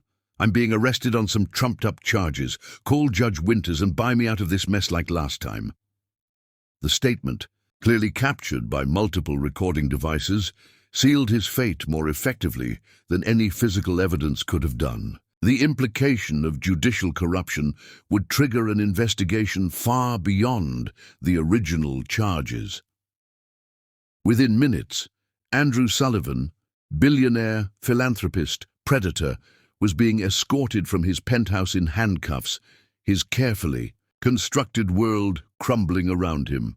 "He'll make bail immediately," Detective Ramirez warned as they watched the elevator doors close on Andrew and the officers. "Men like him always do." "Let him," the district attorney replied with grim satisfaction. "The evidence is secure, and the media has already been tipped off. By morning, the Andrew Sullivan the public thought they knew will cease to exist." As they gathered their equipment and prepared to leave, Lucy turned to her sister. "It's really happening. We're really taking him down." Connie nodded, tears of relief and vindication streaming down her face. "The transfer to the Swiss clinic went through before the arrest. Mom will get her treatment regardless of what happens next." "And Andrew?" Lucy asked. "We'll learn that some things can't be bought," Connie replied, her voice hardening with resolve. "And some women can't be broken." As they left Sullivan Tower, reporters were already gathering in the lobby, alerted by carefully placed leaks from the district attorney's office. The night of reckoning had arrived for Andrew Sullivan, and by morning the world would know exactly what kind of man had been hiding behind the billion-dollar facade. Chapter 6. Opening Salvos. The Metropolitan County Courthouse stood as a monument to justice. 6 imposing stories of granite and marble that had witnessed generations of legal battles. Today, those battles included the opening day of The People versus Andrew Sullivan, a case that had captured national attention since Sullivan's dramatic arrest 3 weeks earlier. Despite his legal team's efforts to suppress media coverage, the story had exploded across news outlets and social media platforms. The narrative of a billionaire attempting to coerce his sister-in-law into his bed in exchange for life-saving medical treatment proved too sensational to contain. Public opinion had formed swiftly and decisively against the man once lauded as a business visionary and philanthropist. Andrew had been released on $10 million bail within hours of his arrest, a sum that represented pocket change to a man of his wealth. His legal response had been swift and aggressive. Motions to dismiss, allegations of entrapment, and attempts to seal all records related to the case. None had succeeded, largely due to the meticulous preparation by the district attorney's office and the overwhelming evidence already secured. Inside courtroom 3A, the tension was palpable as spectators filled every available seat. The case had been assigned to Judge Elaine Parker, a veteran jurist known for her no-nonsense approach and immunity to outside influence, a significant blow to Andrew's hopes for a sympathetic bench. The prosecution table was a study in focused determination. District Attorney Regina Hayes sat beside Assistant DA Marcus Chen, surrounded by meticulously organized files. But what caused a murmur of surprise throughout the courtroom was the presence of Lucy Garcia seated with them, dressed in a crisp navy suit that matched the prosecutor's attire. "What is the meaning of this?" demanded Thomas Bradford, Andrew's lead attorney, approaching the bench before proceedings officially began. Ms. Garcia is a third-year law student, not a member of the bar. She has no place at the prosecution table. Judge Parker surveyed the situation with cool assessment. Ms. Hayes? The district attorney rose with measured confidence. Your Honor, Ms. Garcia has been appointed as a special assistant to the prosecution under Rule 38 of the state's supervised practice provisions. Her law school dean has approved this exception. Given Ms. Garcia's direct involvement in the case and her specialized knowledge regarding the defendant's pattern of behavior, Ms. Garcia has completed the required ethics examination and sworn the appropriate oaths, added Marcus Chen, presenting documentation to the clerk. All procedural requirements have been satisfied. Judge Parker reviewed the paperwork carefully, then nodded. The court recognizes Lucy Garcia as a special assistant to the prosecution under supervision of licensed attorneys. Objection overruled. Bradford returned to the defense table, whispering urgently to Andrew, whose expression darkened with each word. He had assembled the most formidable legal team money could buy, 8 attorneys from the nation's top firms, each commanding hourly rates, that would fund a modest household for a year. They sat in a phalanx of expensive suits and quiet confidence, accustomed to winning no matter the evidence against their clients. From her seat in the front row of the gallery, Connie watched the scene unfold with a mixture of anxiety and fierce pride. The past 3 weeks had been a whirlwind of legal preparations, medical arrangements, and emotional reckonings. Their mother had been successfully transported to Switzerland for her treatment, accompanied by a trusted cousin, while her daughters remained to ensure justice was served. Andrew had not once looked in Connie's direction since entering the courtroom, maintaining the icy distance he had established since his arrest. His public stance positioned him as the victim of a vindictive wife and her manipulative sister, a narrative his PR team had been aggressively pushing through sympathetic media outlets. The bailiff's voice cut through the murmurs. All rise. The Honorable Judge Elaine Parker presiding in the case of the people versus Andrew Sullivan. As the proceedings officially began, Andrew's legal team immediately moved for dismissal, citing alleged procedural violations during the arrest. Judge Parker dispatched the motion with clinical efficiency, having clearly reviewed the arguments beforehand. Your Honor, Bradford tried again, at minimum, we request all evidence obtained during the operation at Mr. Sullivan's residence be excluded as the product of entrapment. Mr. Bradford, Judge Parker replied with barely concealed impatience. I've reviewed the recordings in question. Your client clearly articulated a quid pro quo arrangement conditioning medical treatment on sexual compliance. There was no inducement by law enforcement, merely documentation of an ongoing crime. Motion denied. Let's proceed with opening statements. The defense's strategy was immediately apparent. Attack the credibility of the Garcia sisters at every turn. Bradford painted a picture of Andrew as a generous husband, blindsided by a calculated conspiracy orchestrated by a resentful wife and her opportunistic sister. The evidence will show, Bradford declared to the jury, that Connie Garcia, Sullivan married my client for his fortune and systematically plotted to extract maximum financial benefit through this manufactured scandal. Her sister, an ambitious law student seeking to make a name for herself, eagerly participated in this scheme. From the prosecution table, Lucy maintained perfect composure, though Connie could see the tension in her sister's shoulders. They had anticipated this line of attack. It was the only strategy available given the overwhelming evidence against Andrew. When District Attorney Hayes rose for the prosecution's opening statement, she moved to the center of the courtroom with measured confidence. This case, she began, is about power and its abuse. It's about a man who believed his wealth placed him above the law, above basic human decency, and certainly above the dignity of women he viewed as beneath him. Her methodical outline of Andrew's actions left nothing to imagination. The explicit proposition, the cold calculation leveraging a mother's illness against her daughter's body, the casual confidence of a predator who had executed similar schemes before. But the evidence will show something more, she continued.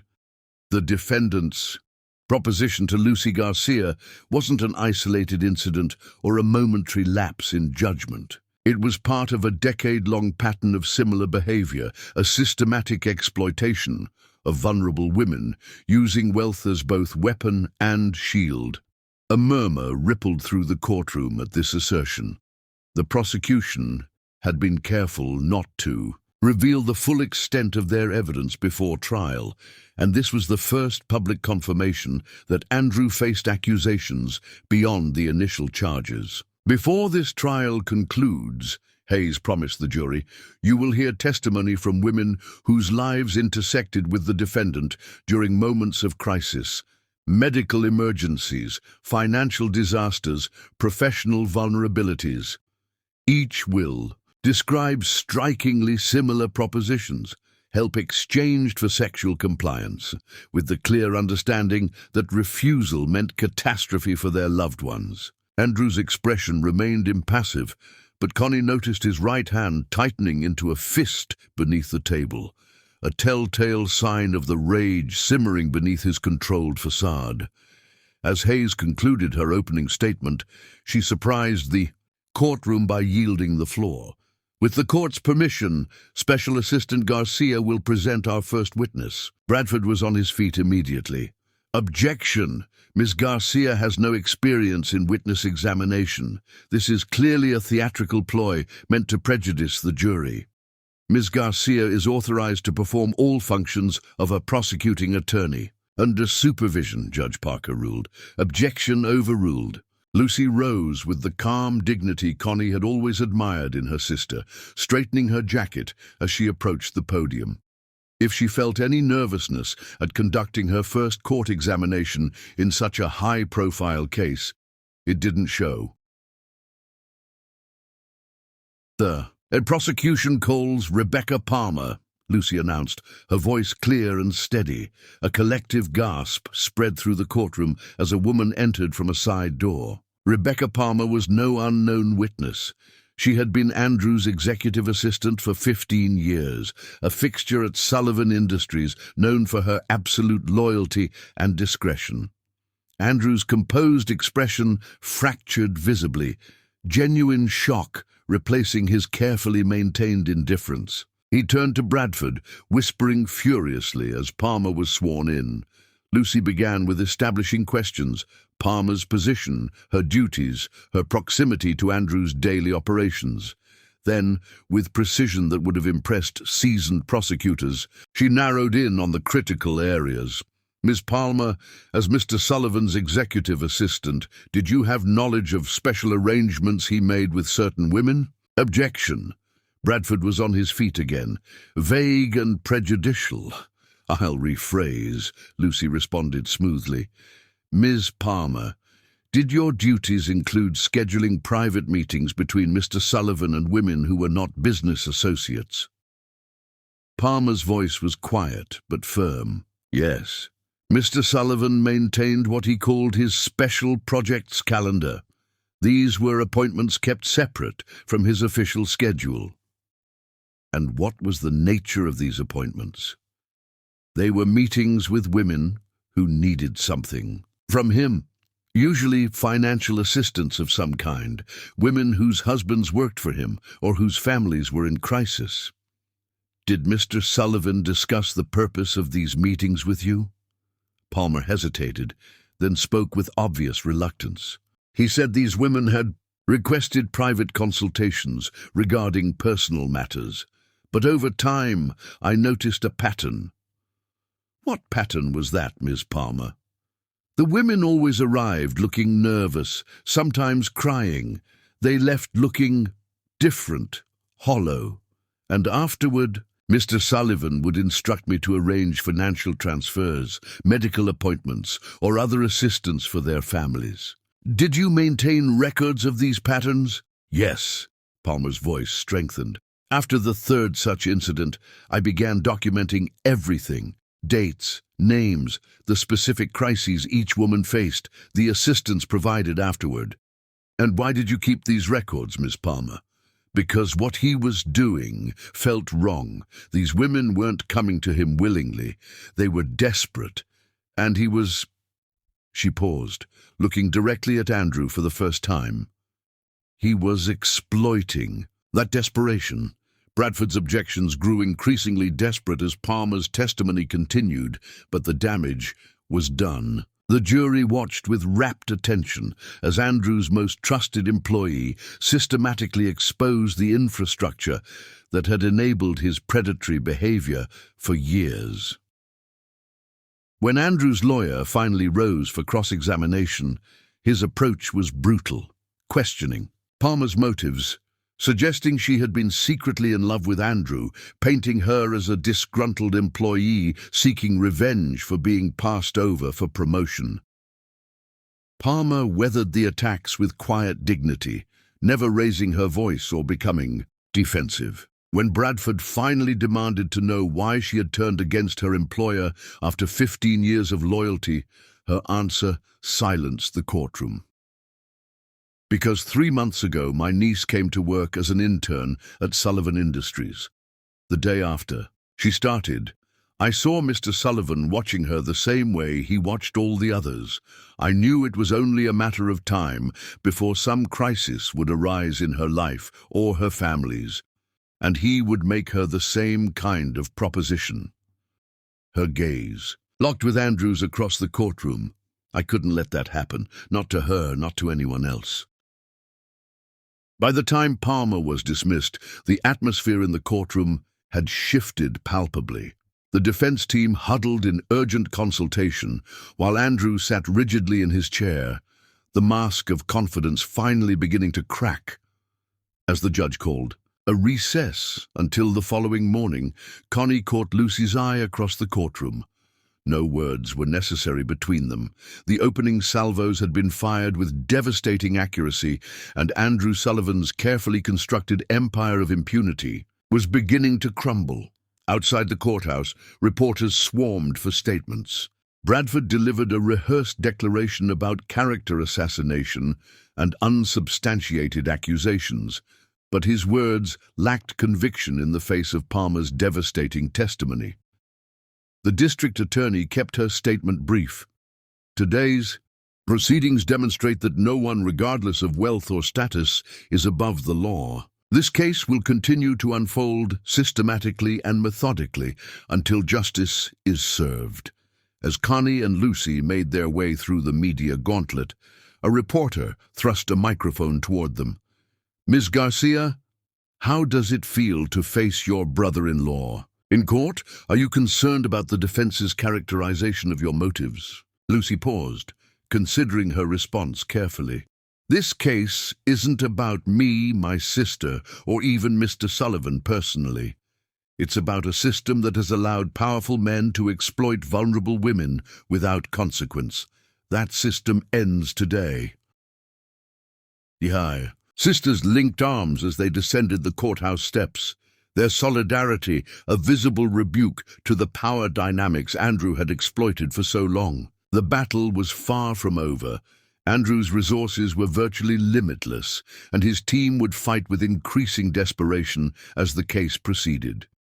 But for the first time since their ordeal began, victory seemed not just possible, but inevitable. Andrew Sullivan had finally encountered something his billions couldn't overcome. The truth, methodically documented and courageously presented in a forum where wealth held no special privilege. As they reached the sidewalk, Connie's phone chimed. With a message from Switzerland. Their mother's first treatment had been completed successfully. The doctors were cautiously optimistic about her prognosis.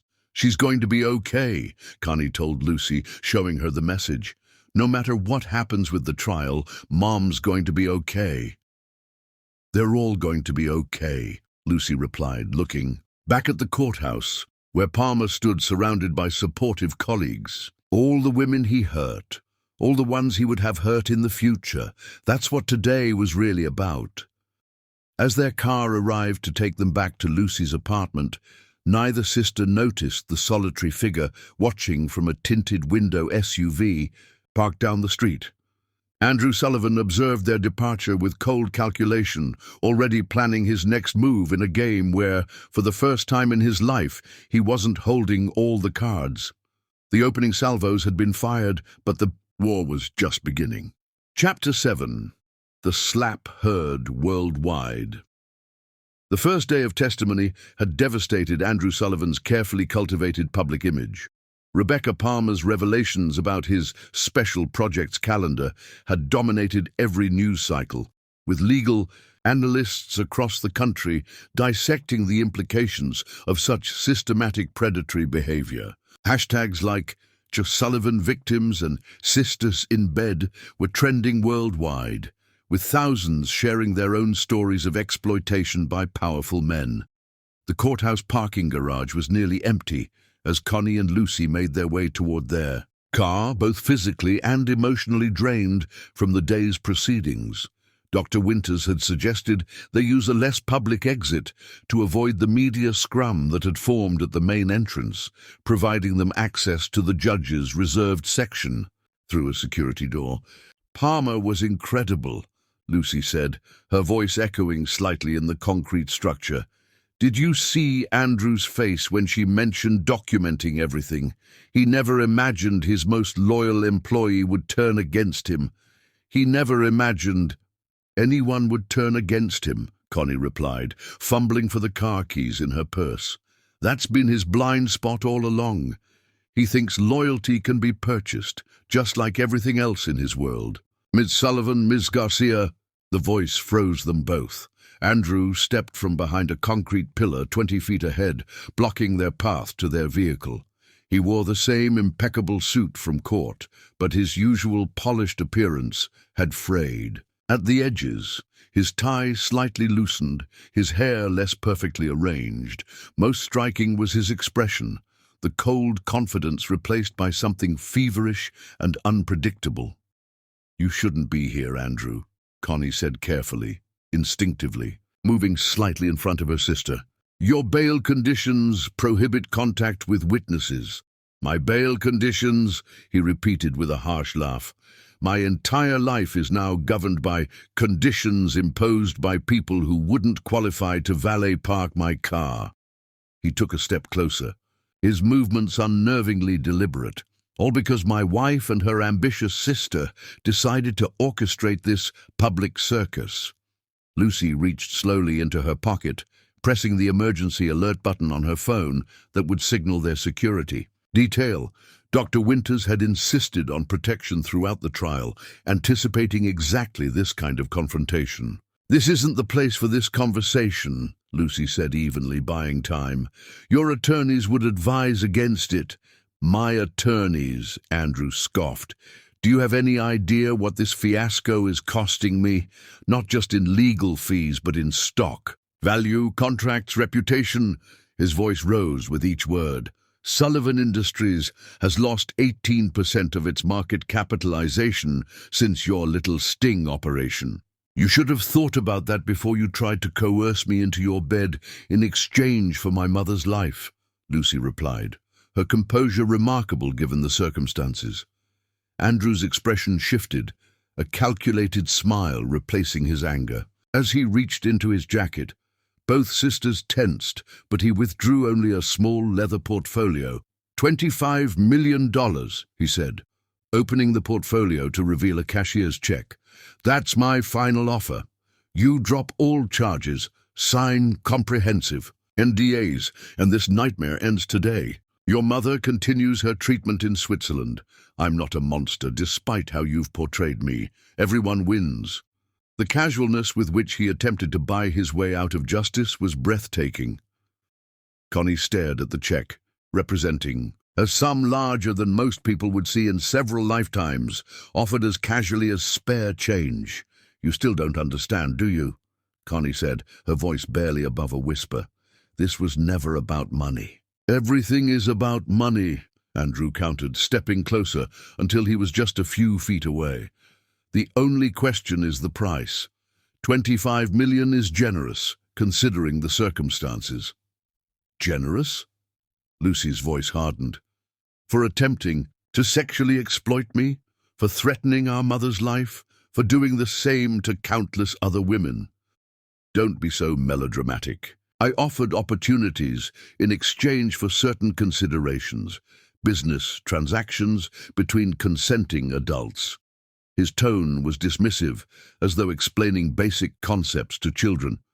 Now I'm offering you an opportunity to walk away wealthy women, unless you prefer the alternative, which is, Connie asked, though she already knew the answer. I destroy you both. The pretense of reasonableness evaporated from Andrew's voice. Every detail of your lives will be exposed and dissected. Every ex-boyfriend interviewed about your sexual history. Every financial difficulty presented as motive for extortion. Your mother's treatment in Switzerland. There might be unexpected complications. The law school that's so proudly showcasing Lucy as its star pupil. Anonymous tips about academic misconduct have a way of triggering investigations. As he spoke, he extended the check toward them, his expression making it clear he expected compliance. Your sister in my bed or your mother in the grave. That was my original offer. I'm being far more generous now.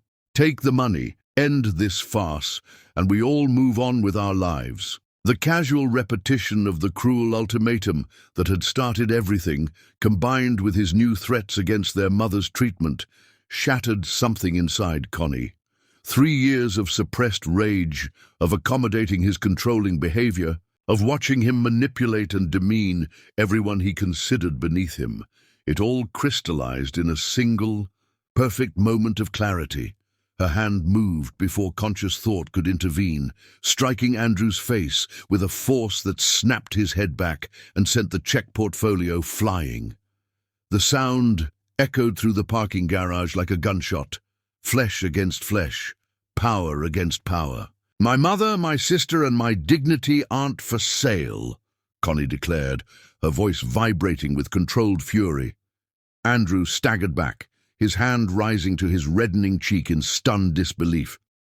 For perhaps the first time in his adult life, someone had physically challenged his assumption of invulnerability. The shock in his eyes quickly transformed to rage. You'll regret that for the rest of your life, he snarled, taking a menacing step forward. I don't think so, came a new voice from behind him. Andrew whirled to find Detective Ramirez and her partner approaching rapidly, hands hovering near their weapons. Above them, a security camera pivoted silently, its red recording light blinking steadily. Mr. Sullivan, Detective Ramirez said with cold professionalism, you're in violation of your bail conditions by contacting witnesses in this case. I'm going to have to ask you to step back and place your hands where I can see them. Only then did Andrew notice the camera, his gaze following its line of sight directly to where the confrontation had occurred. His face drained of color as he realized the entire exchange. His threats, his attempted bribe, and the slap had been captured on video. That camera hasn't worked in months, he blustered, gesturing dismissively. Building maintenance confirmed. It last quarter during a security review. It was repaired this morning, Lucy informed him with grim satisfaction. At my specific request, after consulting with courthouse security about concerning blind spots in the garage surveillance system. Remarkable timing, wouldn't you say? The calculated way she had anticipated and prepared for this confrontation left Andrew momentarily speechless. He had gravely underestimated Lucy Garcia, just as he had underestimated Connie's capacity for rebellion. This is a private dispute between family members, Andrew finally managed, addressing the officers. Surely we can resolve this without further legal complications. Family disputes don't typically involve attempting to bribe witnesses in an ongoing criminal trial, Detective Ramirez replied, retrieving the fallen check portfolio as evidence. A criminal trial involving sexual coercion, no less. Andrew's attorney arrived moments later, alerted by courthouse security about the confrontation. He took one look at the situation and closed his eyes briefly in undisguised dismay. "Don't say another word, Andrew," Bradford instructed his client sharply. "Officers, my client will be returning to his vehicle and leaving immediately. We acknowledge the potential bail violation and will address it with the court tomorrow morning." As Andrew was escorted away by his lawyer, his parting glance at the sisters contained pure, undiluted hatred.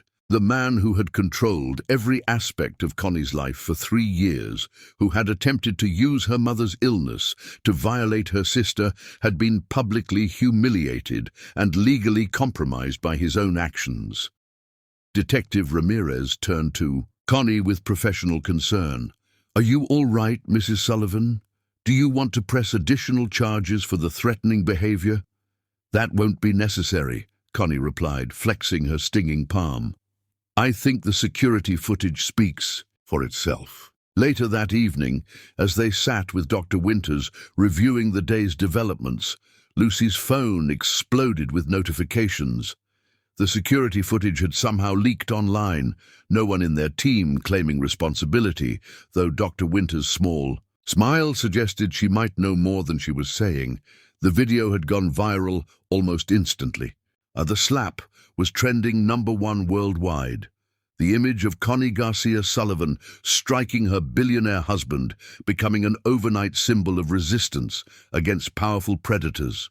Celebrities and public figures posted messages of support. Survivors of sexual exploitation shared their own stories with renewed courage.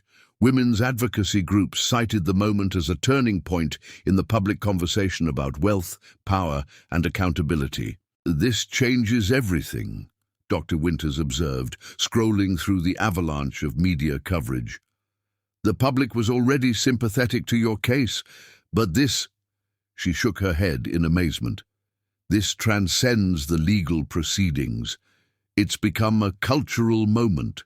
Connie watched the footage for the first time, strangely detached from the woman on screen who looked so much like her, yet seemed to possess a strength and certainty she barely recognized in herself. "I can't believe I actually hit him," she whispered. Lucy squeezed her sister's hand. "I can. That's the Connie I grew up with, the sister who taught me to never let anyone diminish my worth. She's been buried under Andrew's control for 3 years, but she was never gone." The viral video transformed the trial overnight. What had been an important but localized legal proceeding suddenly became the most discussed case in the country. Every news outlet scrambled for exclusive angles on the story. Courthouse security had to be tripled to manage the crowds that gathered each morning, many carrying signs reading, "My dignity isn't for sale," or simply, "The slap." Andrew's legal team moved desperately to have the video suppressed and complained vociferously about the impossibility of a fair trial amid such publicity. Judge Parker acknowledged their concerns, but denied their motions for mistrial. "The defendant's own actions created this situation," she noted dryly. "The court cannot be responsible for protecting Mr. Sullivan from the consequences of violating his bail conditions and attempting to bribe witnesses." As day 3 of the trial began, Andrew entered the courtroom with a security detail of his own, private guards who maintained a protective formation around him. The bruise on his cheek had been expertly concealed with makeup, but nothing could hide the damage to his reputation. Overnight, he had transformed from a powerful man fighting serious but abstract charges to a symbol of entitlement brought low by the very women he had attempted to exploit. Connie took her seat in the gallery, acutely aware of the increased attention directed her way. The woman who had delivered the slap was now a celebrity in her own right, though she wanted nothing less than public recognition. Her only desire was justice for herself, for Lucy, for their mother, and for all the women who had suffered under Andrew's predatory exploitation. As the proceedings resumed, Lucy turned briefly from the prosecution table to meet her sister's gaze. No words were necessary between them. They had become something Andrew could never understand or defeat. Women standing in their power, refusing to be victims, transforming vulnerability into strength. The slap heard worldwide had changed more than a trial strategy or public perception. It had shifted the fundamental dynamics of power in a way that Andrew Sullivan's billions could never repair. Chapter 8. Parade of Witnesses. The trial of Andrew Sullivan entered its second week with momentum firmly on the prosecution's side. The viral video of Connie's slap had transformed public perception, but District Attorney Hayes remained focused on methodically building an unassailable legal case. Today would begin what the media had already dubbed the Parade of Witnesses, a strategic sequence of testimonies designed to establish Andrew's pattern of predatory behavior beyond any reasonable doubt. "The prosecution calls Julia Harrison," Lucy announced, standing confidently at the podium. A collective murmur rippled through the courtroom as Harrison's wife entered. Petite and elegant, she walked with visible tension, her eyes fixed straight ahead to avoid looking at either Andrew or her husband, who sat stunned in the back row of the gallery. The head of Andrew's security had apparently had no idea his wife would be testifying. After establishing Julia's background, former nurse, married to Michael Harrison for 12 years, Lucy gently led her through the circumstances that had brought her into Andrew's orbit. 3 years ago, I was diagnosed with a rare form of lymphoma, Julia explained, her voice gaining strength as she spoke. The treatment protocol was experimental, not covered by insurance. The cost was over $2 million. "And what happened when your husband informed Mr. Sullivan of your diagnosis?" Julia's hands twisted in her lap. "Andrew, Mr. Sullivan, invited me to his lake house to discuss options. Michael wasn't included in the invitation. When I arrived, Mr. Sullivan explained that he could arrange full funding for my treatment, but there were conditions." "What conditions did he specify?" he said, and I quote, "1 weekend with me in exchange for your treatment. Consider it a business transaction that benefits us both." Julia's voice hardened with the memory. "When I hesitated, he reminded me that my husband's career depended entirely on his goodwill, and that Michael would never need to know the details of our arrangement." Bradford was on his feet instantly. "Objection. This alleged conversation occurred with no witnesses present. It's simply hearsay intended to prejudice the jury." "Your Honor," Lucy countered smoothly, "this testimony establishes pattern of behavior directly relevant to the charges against the defendant. The rules of evidence clearly permit such testimony in cases involving systematic misconduct." Judge Parker nodded. "Objection overruled. The witness may continue." As Julia detailed her impossible choice, submit to Andrew's demands or face both financial ruin and her husband's career destruction, many in the courtroom wiped away tears. Most devastating was her description of the aftermath, the successful treatment that saved her life, but the shame that had hollowed her from within. "I could never look him in the eye after that," she concluded quietly. "At every company function, every time he visited our home, I had to pretend nothing had happened while he watched me with this satisfied expression, like he owned a piece of me." Bradford's cross-examination was brutal, questioning Julia's motives, suggesting financial incentives for her testimony, even implying a consensual affair she now regretted. Through it all, she remained composed, refusing to be baited into emotional responses that might undermine her credibility. When Bradford finally demanded to know why she hadn't reported the alleged coercion at the time, her answer silenced the courtroom. Because I believed no one would choose my word over that of Andrew Sullivan. Because I knew he would destroy my husband's career and our financial security.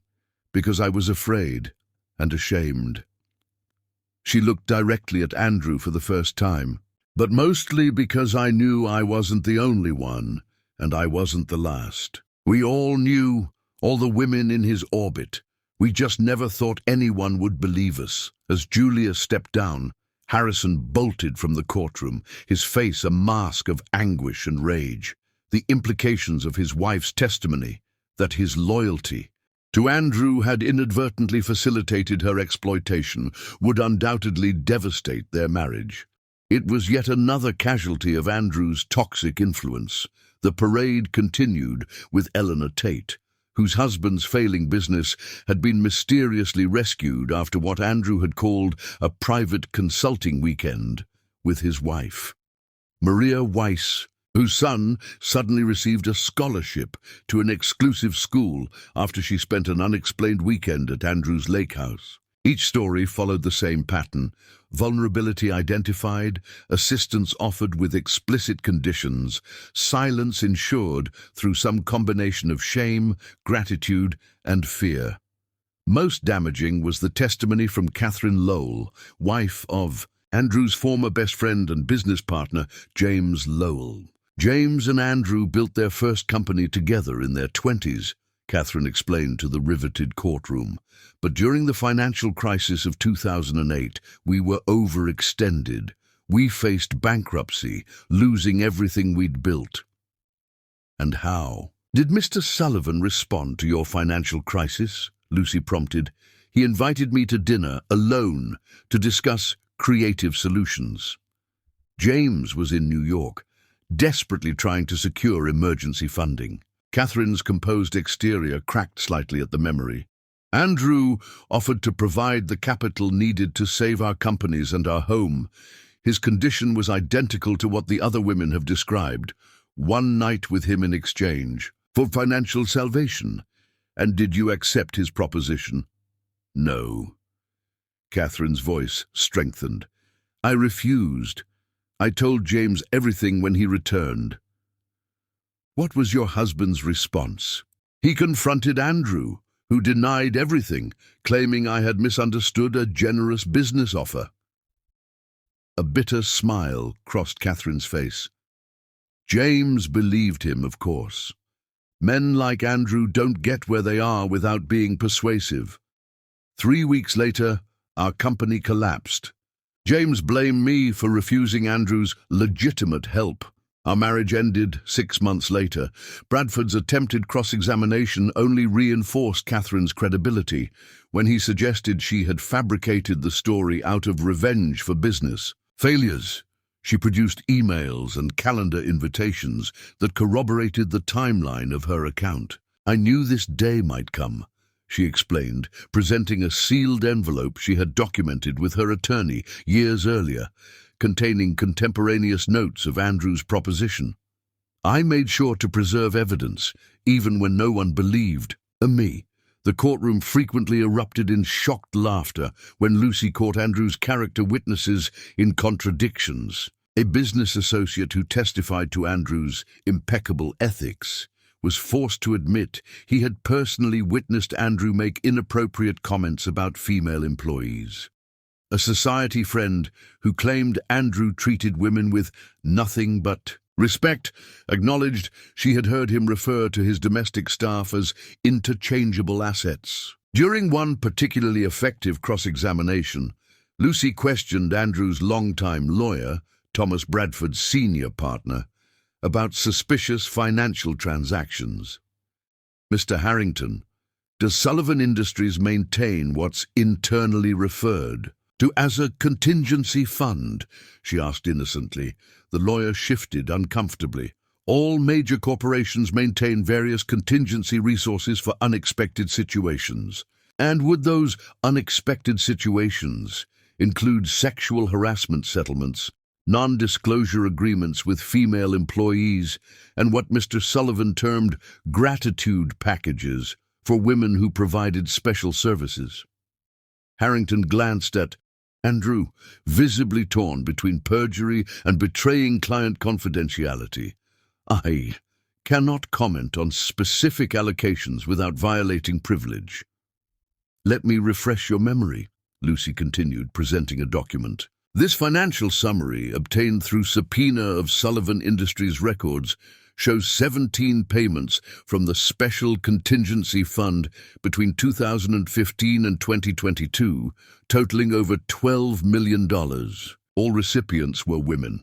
None of these payments appear in tax filings or official corporate records. Could you explain these discrepancies? The attorney's stammering non-answer caused several jurors to visibly recoil, their expressions making clear they understood exactly what such hidden payments represented. By the time the prosecution reached its final witness of the day, Andrew's composed facade had crumbled completely. He sat hunched at the defense table, obsessively writing notes that his attorneys largely ignored, occasionally whispering urgently in Bradford's ear, only to be silenced with curt dismissals. "The prosecution calls Sophia Chen," Lucy announced. Young woman of perhaps 25 entered the courtroom. Dressed simply but professionally, she carried herself with quiet dignity that belied her youth. "Ms. Chen, what is your relationship to the defendant?" Lucy asked after the preliminary questions. "I was an art student at Westlake College 4 years ago when Mr. Sullivan visited our department as a potential donor." Sophia's voice was soft but steady. "He expressed particular interest in my work and offered me a prestigious internship at his private foundation." "And what happened during that internship?" "At first, it was a dream opportunity. Mr. Sullivan seemed genuinely interested in nurturing my talent. He arranged gallery showings, introduced me to influential people in the art world." Sophia paused, visibly gathering her courage. "Then my mother was diagnosed with early-onset Alzheimer's. We had no insurance for the specialized care she needed. Did you discuss this situation with Mr. Sullivan?" "Yes. He was sympathetic, offering to help find appropriate care options. A week later, he invited me to his penthouse to discuss a special arrangement that could solve my problems." "What arrangement did he propose?" "He said he would cover all expenses for my mother's care, estimated at about $200,000 annually, if I would become his companion whenever his wife was away." Sophia's expression hardened. "He was very explicit about what companion meant." "And what was your response?" "I refused and resigned from the internship immediately. 2 days later, all my scheduled gallery showings were mysteriously cancelled. My academic advisor received anonymous complaints about my work. Every door that had opened because of Mr. Sullivan's influence suddenly closed."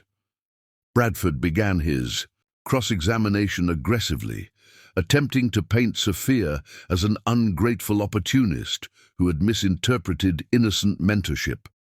His approach backfired spectacularly when she produced a recorded voicemail from Andrew, left after she had resigned, explicitly restating his proposition and warning about the consequences of her poor decision. The recording, authenticated by voice analysis experts, captured Andrew's voice saying, "Reconsider my offer, Sophia.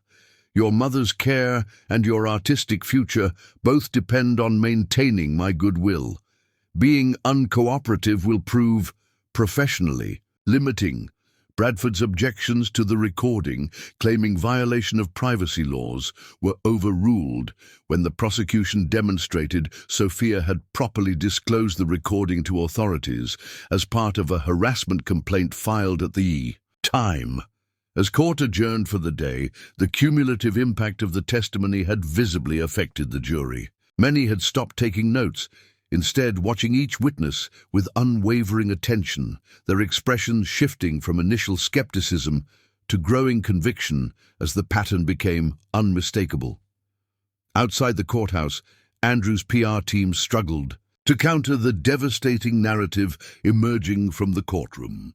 Their initial strategy of portraying Connie and Lucy as gold diggers had collapsed in the face of testimony from women of various backgrounds and circumstances, all describing virtually identical experiences. In the quiet of their temporary apartment, they had moved from Lucy's place after receiving anonymous threats. The Garcia sisters reviewed the day's proceedings with Dr. Winters. "Today broke him," Dr. Winters observed, studying her notes. "You could see it happening witness by witness. His entire worldview depends on the belief that his money makes him untouchable. Watching that certainty crumble in public is destroying him more effectively than any prison sentence could." "It's not enough," Connie said quietly. "Breaking him psychologically won't protect other women from men like him. We need legal precedent, formal consequences that send a message beyond this one case." "And we'll get them," Lucy assured her, reviewing preparations for the next day's testimony. "Bradford's running out of strategies. Their character witnesses have backfired. Their cross-examinations have only reinforced our narrative. All they have left is putting Andrew on the stand, which would be suicide given his temperament, or trying for a plea deal." "He won't accept a plea," Connie said with certainty. "His ego wouldn't allow it." As if confirming her assessment, breaking. News alerts appeared simultaneously on their phones. Andrew Sullivan had fired his entire legal team, announcing he would testify in his own defense tomorrow. The three women exchanged stunned glances, recognizing both the desperation and the opportunity this development represented. "He's panicking," Dr. Winters said, a slow smile spreading across her face. "He still believes he can charm or intimidate his way out of this. That same arrogance that led him to exploit so many women is now leading him straight into our trap." Lucy stared at the news alert, her expression a mixture of determination and vindication. Tomorrow, Andrew Sullivan faces his greatest fear, a woman he can't buy, silence or control. "And not just any woman," Connie added softly, "a Garcia woman." As night fell over the city, Andrew Sullivan paced his penthouse, rehearsing arguments before mirrors and practicing expressions of righteous indignation. In his mind, he was still the master strategist, the billionaire who could bend reality to his will. What he couldn't see, what his wealth and privilege had never allowed him to see, was that his true undoing wouldn't come from the legal charges or the damning evidence. It would come from his fundamental inability to recognize the humanity in those he considered beneath him. Tomorrow, that blindness would be exposed before the world, and no amount of money could buy back what he was about to lose. Chapter 9. Taking the stand. The courtroom fell silent as Connie Garcia Sullivan approached the witness stand. Her navy dress contrasted sharply with the warm brown of her skin, its simple elegance a deliberate choice for this pivotal moment. As she raised her right hand to be sworn in, she caught Lucy's encouraging nod from the prosecution table. "Mrs. Sullivan," District Attorney Hayes began after the preliminaries, "how would you describe your marriage to the defendant?" It began. "As a dream," Connie replied, her voice clear and steady. "Andrew was charming, passionate about my art, promising to help my career flourish. The first changes were so subtle I barely noticed. Suggestions about my work becoming requirements, opinions about my clothing becoming mandates, concerns about my family becoming restrictions. When did you realize something was fundamentally wrong?" "When my mother became ill." Connie's gaze shifted briefly to Andrew, who sat watching her with cold intensity. Andrew's refusal to help wasn't just about money, it was about control. That's when I finally recognized the pattern that had defined our entire marriage. Rather than relying solely on testimony, Hayes introduced an unexpected element, a large portfolio she placed on an easel facing the jury. "Mrs. Sullivan, could you explain what we're seeing here?" Connie stood and moved to the easel, turning. The first heavy page to reveal a powerful painting, dark swirls of color surrounding a female figure, partially obscured by golden chains. "This is from my hidden collection," she explained. "Work I created in secret, away from Andrew's supervision. Each painting documents my emotional journey through our marriage." One by one, she turned the pages, revealing artwork of startling, emotional impact. The progression told a visual story more powerful than words, the initial pieces showing vibrant hope, gradually giving way to increasingly constrained expression, culminating in recent works of barely contained rage and desperation. "I had to hide these," Connie explained, returning to the witness stand. "Andrew approved only commercial pieces that matched his aesthetic and could be monetized appropriately. My authentic work, my voice, was deemed unmarketable and too ethnic for his collector friends." The jury studied the paintings with rapt attention, several members visibly moved by the visual testimony of Connie's emotional imprisonment. "When did you create these works?" Hayes asked. "Late at night, when Andrew was traveling. I kept them hidden in a space behind my closet wall." A sad smile crossed Connie's face. "Even in a 50-room mansion, I had to carve out secret spaces to be myself." Andrew's new attorney, a renowned trial lawyer named Victor Mansfield, who had been brought in overnight, approached for cross-examination with predatory confidence. "Mrs. Sullivan, these paintings are quite impressive," he began, his tone conversational, "and potentially quite valuable, I imagine, especially now with all the publicity surrounding this case." "I've never sold my personal work," Connie replied, evenly. "But you could, couldn't you? Particularly after this very public trial raises your profile. The wronged wife's secret paintings, they might command quite a premium." His implication was clear. Her testimony was calculated to increase her market value. "These paintings weren't created to be sold, Mr. Mansfield. They were created to keep me sane." Mansfield pivoted smoothly. "Your marriage provided you with extraordinary privilege. A multi-million-dollar home, staff, travel, entree to elite social circles. Yet you're portraying yourself as some kind of prisoner. Isn't that rather dramatic?" "Golden handcuffs are still handcuffs, Mr. Mansfield." Connie's voice remained steady. "When Andrew proposed using my mother's life as leverage to get my sister into his bed, the gold veneer finally wore off completely." Mansfield's strategy shifted abruptly to a more aggressive stance. "Isn't it true that you and your sister orchestrated this entire scenario to extract maximum financial benefit through divorce? That this elaborate sting operation was designed to circumvent your prenuptial agreement?" "No, it is not true, really. You had access to extraordinary luxury for 3 years and only developed these concerns when a multi-million-dollar medical treatment was needed. That timing doesn't strike you as convenient." Before Connie could answer, Hayes objected. "Your honor counsel is badgering the witness and mischaracterizing the evidence. The timeline of events has been firmly established through multiple witnesses." "Sustained," Judge Parker ruled. "Mr. Mansfield, confine your questions to relevant matters." As the cross-examination continued, Mansfield attempted to portray Connie as an opportunist who had married for money and manufactured criminal allegations when her husband set reasonable boundaries on family financial support. His approach faltered dramatically when he questioned the legitimacy of her audio recordings of Andrew's threats. "You claim my client threatened to destroy your family if you ever left him. Yet you produce this convenient recording that no one can verify wasn't manipulated or taken out of context." Connie's response was measured. "The recording was authenticated by forensic experts, as noted in evidence, but if you'd like context, I have 3 years of similar statements documented in my journal, which I've provided to the prosecution."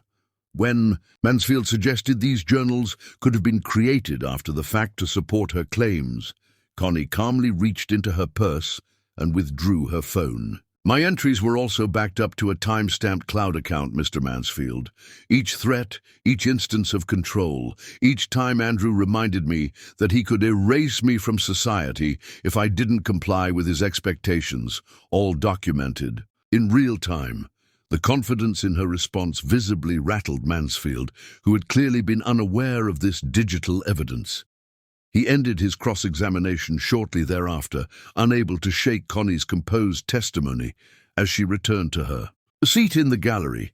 The atmosphere in the courtroom had shifted perceptibly. Connie's artwork had transformed her from an abstract figure in a sensational case to a woman whose suffering and resilience were palpably real to the jury.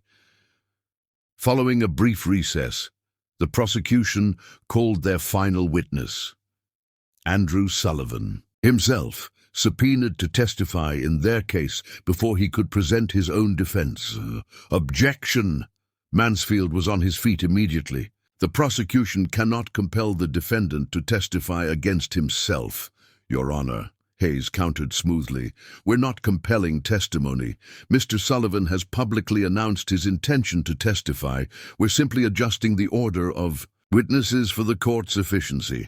Judge Parker considered briefly. The defendant has waived his Fifth Amendment rights by publicly stating his intention to testify. Objection overruled. Andrew took the stand with the confident bearing of a man accustomed to commanding attention in any room. His expensive suit and perfectly groomed appearance contrasted sharply with the slight dishevelment he had shown in recent days, a calculated return to the polished persona that had built his empire. Instead of District Attorney Hayes, it was Lucy who approached for the prosecution's examination. Andrew's expression tightened almost imperceptibly at this development. Mr. Sullivan, Lucy began, you've built a reputation as a brilliant businessman. Would you say that reputation is accurate? I believe my record speaks for itself, he replied smoothly. And that record is built on identifying leverage in negotiations, correct? Finding what people need and using it to your advantage? That's a simplistic characterization of complex business strategy. Let's simplify further. Then, Lucy continued, her voice gaining intensity, when my mother was diagnosed with a condition requiring expensive treatment, did you tell your wife, and I quote, your sister in my bed or your mother in the grave? That's a gross mischaracterization of a private conversation. Is it? Because we have your voice on record making exactly that statement during the encounter at your penthouse. Lucy maintained relentless eye contact. Was that an example of your business strategy, Mr. Sullivan? Identifying vulnerability and exploiting it for personal gain? Andrew's composure began to crack slightly. I was offering a solution to a difficult situation. Your family needed financial assistance that went far beyond reasonable expectations. Reasonable expectations? My mother was dying, Mr. Sullivan. And I was willing to help under certain conditions. That's how the world works, Ms. Garcia. Everything has a price. The casual cruelty of his statement hung in the air, exactly the admission Lucy had been seeking. She pressed her advantage. Did you make similar propositions to Julia Harrison, to Eleanor Tate, to Catherine Lowell, to Sophia Chen? Were they all just business transactions to you? Objection, Mansfield interjected. Compound question. I'll rephrase, Lucy said smoothly. Mr. Sullivan, do you make a practice of offering financial assistance to vulnerable women in exchange for sexual compliance? I make a practice of finding mutually beneficial arrangements, Andrew replied, his voice hardening. Adults making consensual exchanges of value. Consensual, when you hold someone's medical treatment, livelihood, or family stability as leverage? People like the Garcias should be grateful for anything given to them. Andrew suddenly exploded, his composed facade shattering completely. Do you have any idea what $3 million means to someone like me? It's nothing, a rounding error. And for that pittance, you've destroyed everything I've built." A stunned silence fell over the courtroom. Andrew seemed to realize immediately what he had done, attempting to regain his composure, but the damage was irreparable. The mask had slipped, revealing the contempt and entitlement beneath. "No further questions," Lucy said quietly, returning to her seat as murmurs spread throughout the courtroom. The prosecution rested its case, and as court adjourned for the day, the Garcia sisters exchanged a silent look of vindication. Andrew Sullivan, who had built an empire on his ability to control every situation, had finally revealed his true nature to the world, not through their testimony or evidence, but through his own unguarded words. The man who had systematically exploited vulnerable women had been undone by his own sense of superiority, exposed not as a business visionary, but as a predator who viewed those with less power as commodities to be purchased and discarded at will. In that moment of unguarded rage, Andrew Sullivan had convicted himself more effectively than any witness ever could. Chapter 10. Justice and Transformation. Will the defendant please rise? The courtroom was packed beyond capacity as Andrew Sullivan stood to receive the jury's verdict. 4 hours of deliberation had felt like an eternity and a heartbeat simultaneously. The trial had lasted 3 weeks, but this moment, this culmination of courage and calculation, had been months in the making. On the count of criminal sexual coercion in the first degree, we find the defendant guilty. Connie reached for Lucy's hand as the forewoman continued through all 27 counts. 27 guilty verdicts representing 7 women whose lives had been irrevocably altered by Andrew Sullivan's predation. The sisters listened in stunned silence as justice, so often denied to women confronting wealthy, powerful men, unfolded with inexorable certainty. Andrew remained unnaturally still throughout the proceedings, his expression frozen in disbelief. The man who had built an empire on the certainty of his impunity was witnessing its collapse in real time, unable to process a world where his money couldn't purchase the outcome he desired. 2 weeks later, the courtroom reconvened for sentencing. Judge Parker's reputation for thoughtful deliberation had never been more evident than in the comprehensive statement she delivered before announcing Andrew's fate. "Mr. Sullivan, your crimes represent the most insidious abuse of wealth and power this court has witnessed in my 30 years on the bench," she began, her voice carrying quiet authority. "You systematically exploited vulnerable women, leveraging their desperation against their dignity. You treated human suffering as a business, opportunity and women's bodies as commodities to be purchased." The judge leaned forward, her gaze unwavering. "More troubling still is your evident lack of remorse. Throughout these proceedings, your concern has centered entirely on the impact to your reputation and finances, with no acknowledgement of the profound harm you've caused." Andrew stared back, his expression finally stripped of pretense, revealing the hollow core of a man who had defined his worth entirely through external metrics: wealth, power, acquisition. "This court sentences you to 18 years in state prison," Judge Parker continued. "Additionally, you are ordered to pay damages to each victim in amounts detailed in the judgment, totaling approximately 50% of your current net worth." A collective gasp rippled through the courtroom at the financial penalty, representing billions that would transfer from Andrew's control. These funds will establish the Dignity Foundation, administered by a board of trustees, including representatives chosen by each victim, dedicated to supporting survivors of power-based exploitation and advancing legal reforms to prevent such abuses. The judge's voice softened slightly. "Perhaps in this way some measure of good may eventually come from your crimes." As Andrew was led away in handcuffs, he paused briefly beside his former attorneys. "I'd like to address the court," he said, his voice stripped of its usual commanding tone. Bradford shook his head in warning, but Judge Parker allowed the request.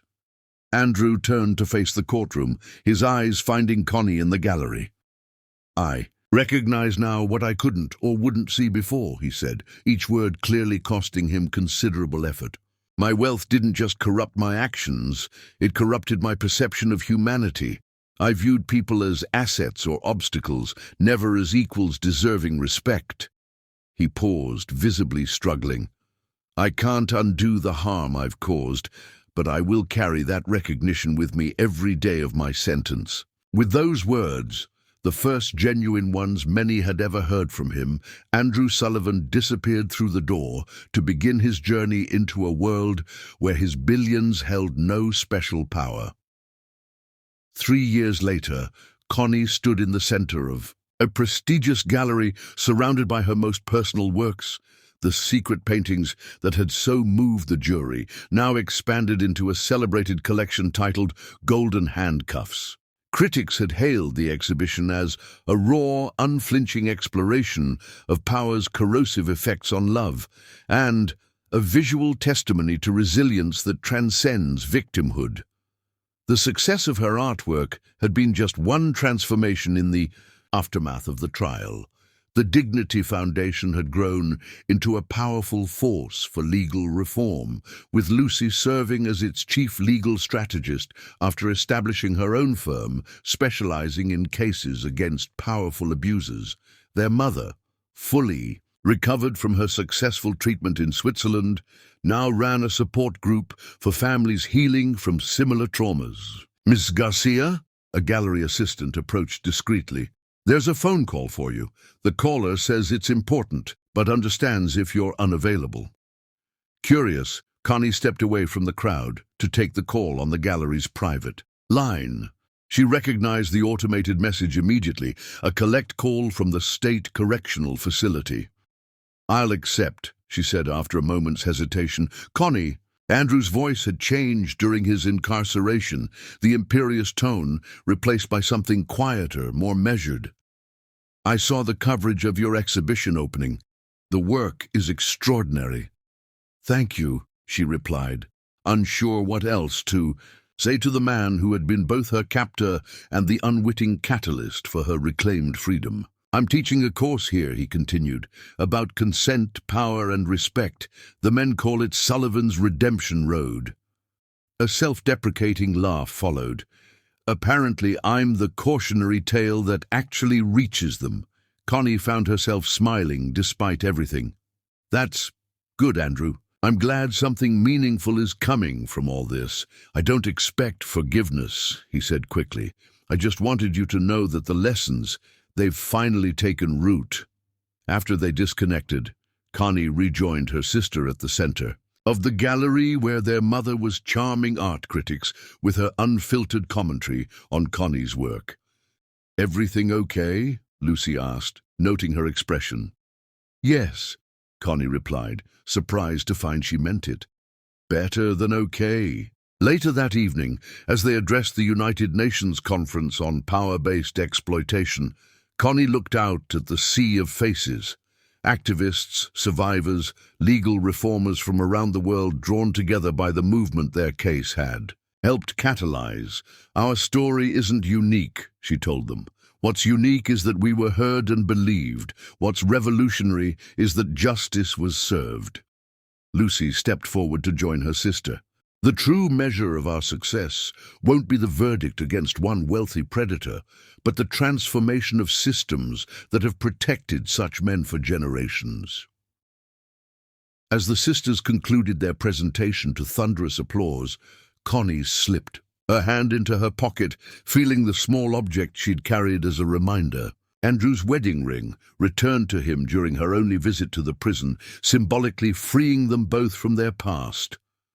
Justice hadn't just been a verdict or a sentence. Justice was the transformation of pain into purpose, of exploitation into empowerment, of individual trauma into collective change. And in that transformation, the Garcia sisters had found something beyond victory. They had found their true dignity's price, priceless, and never again for sale.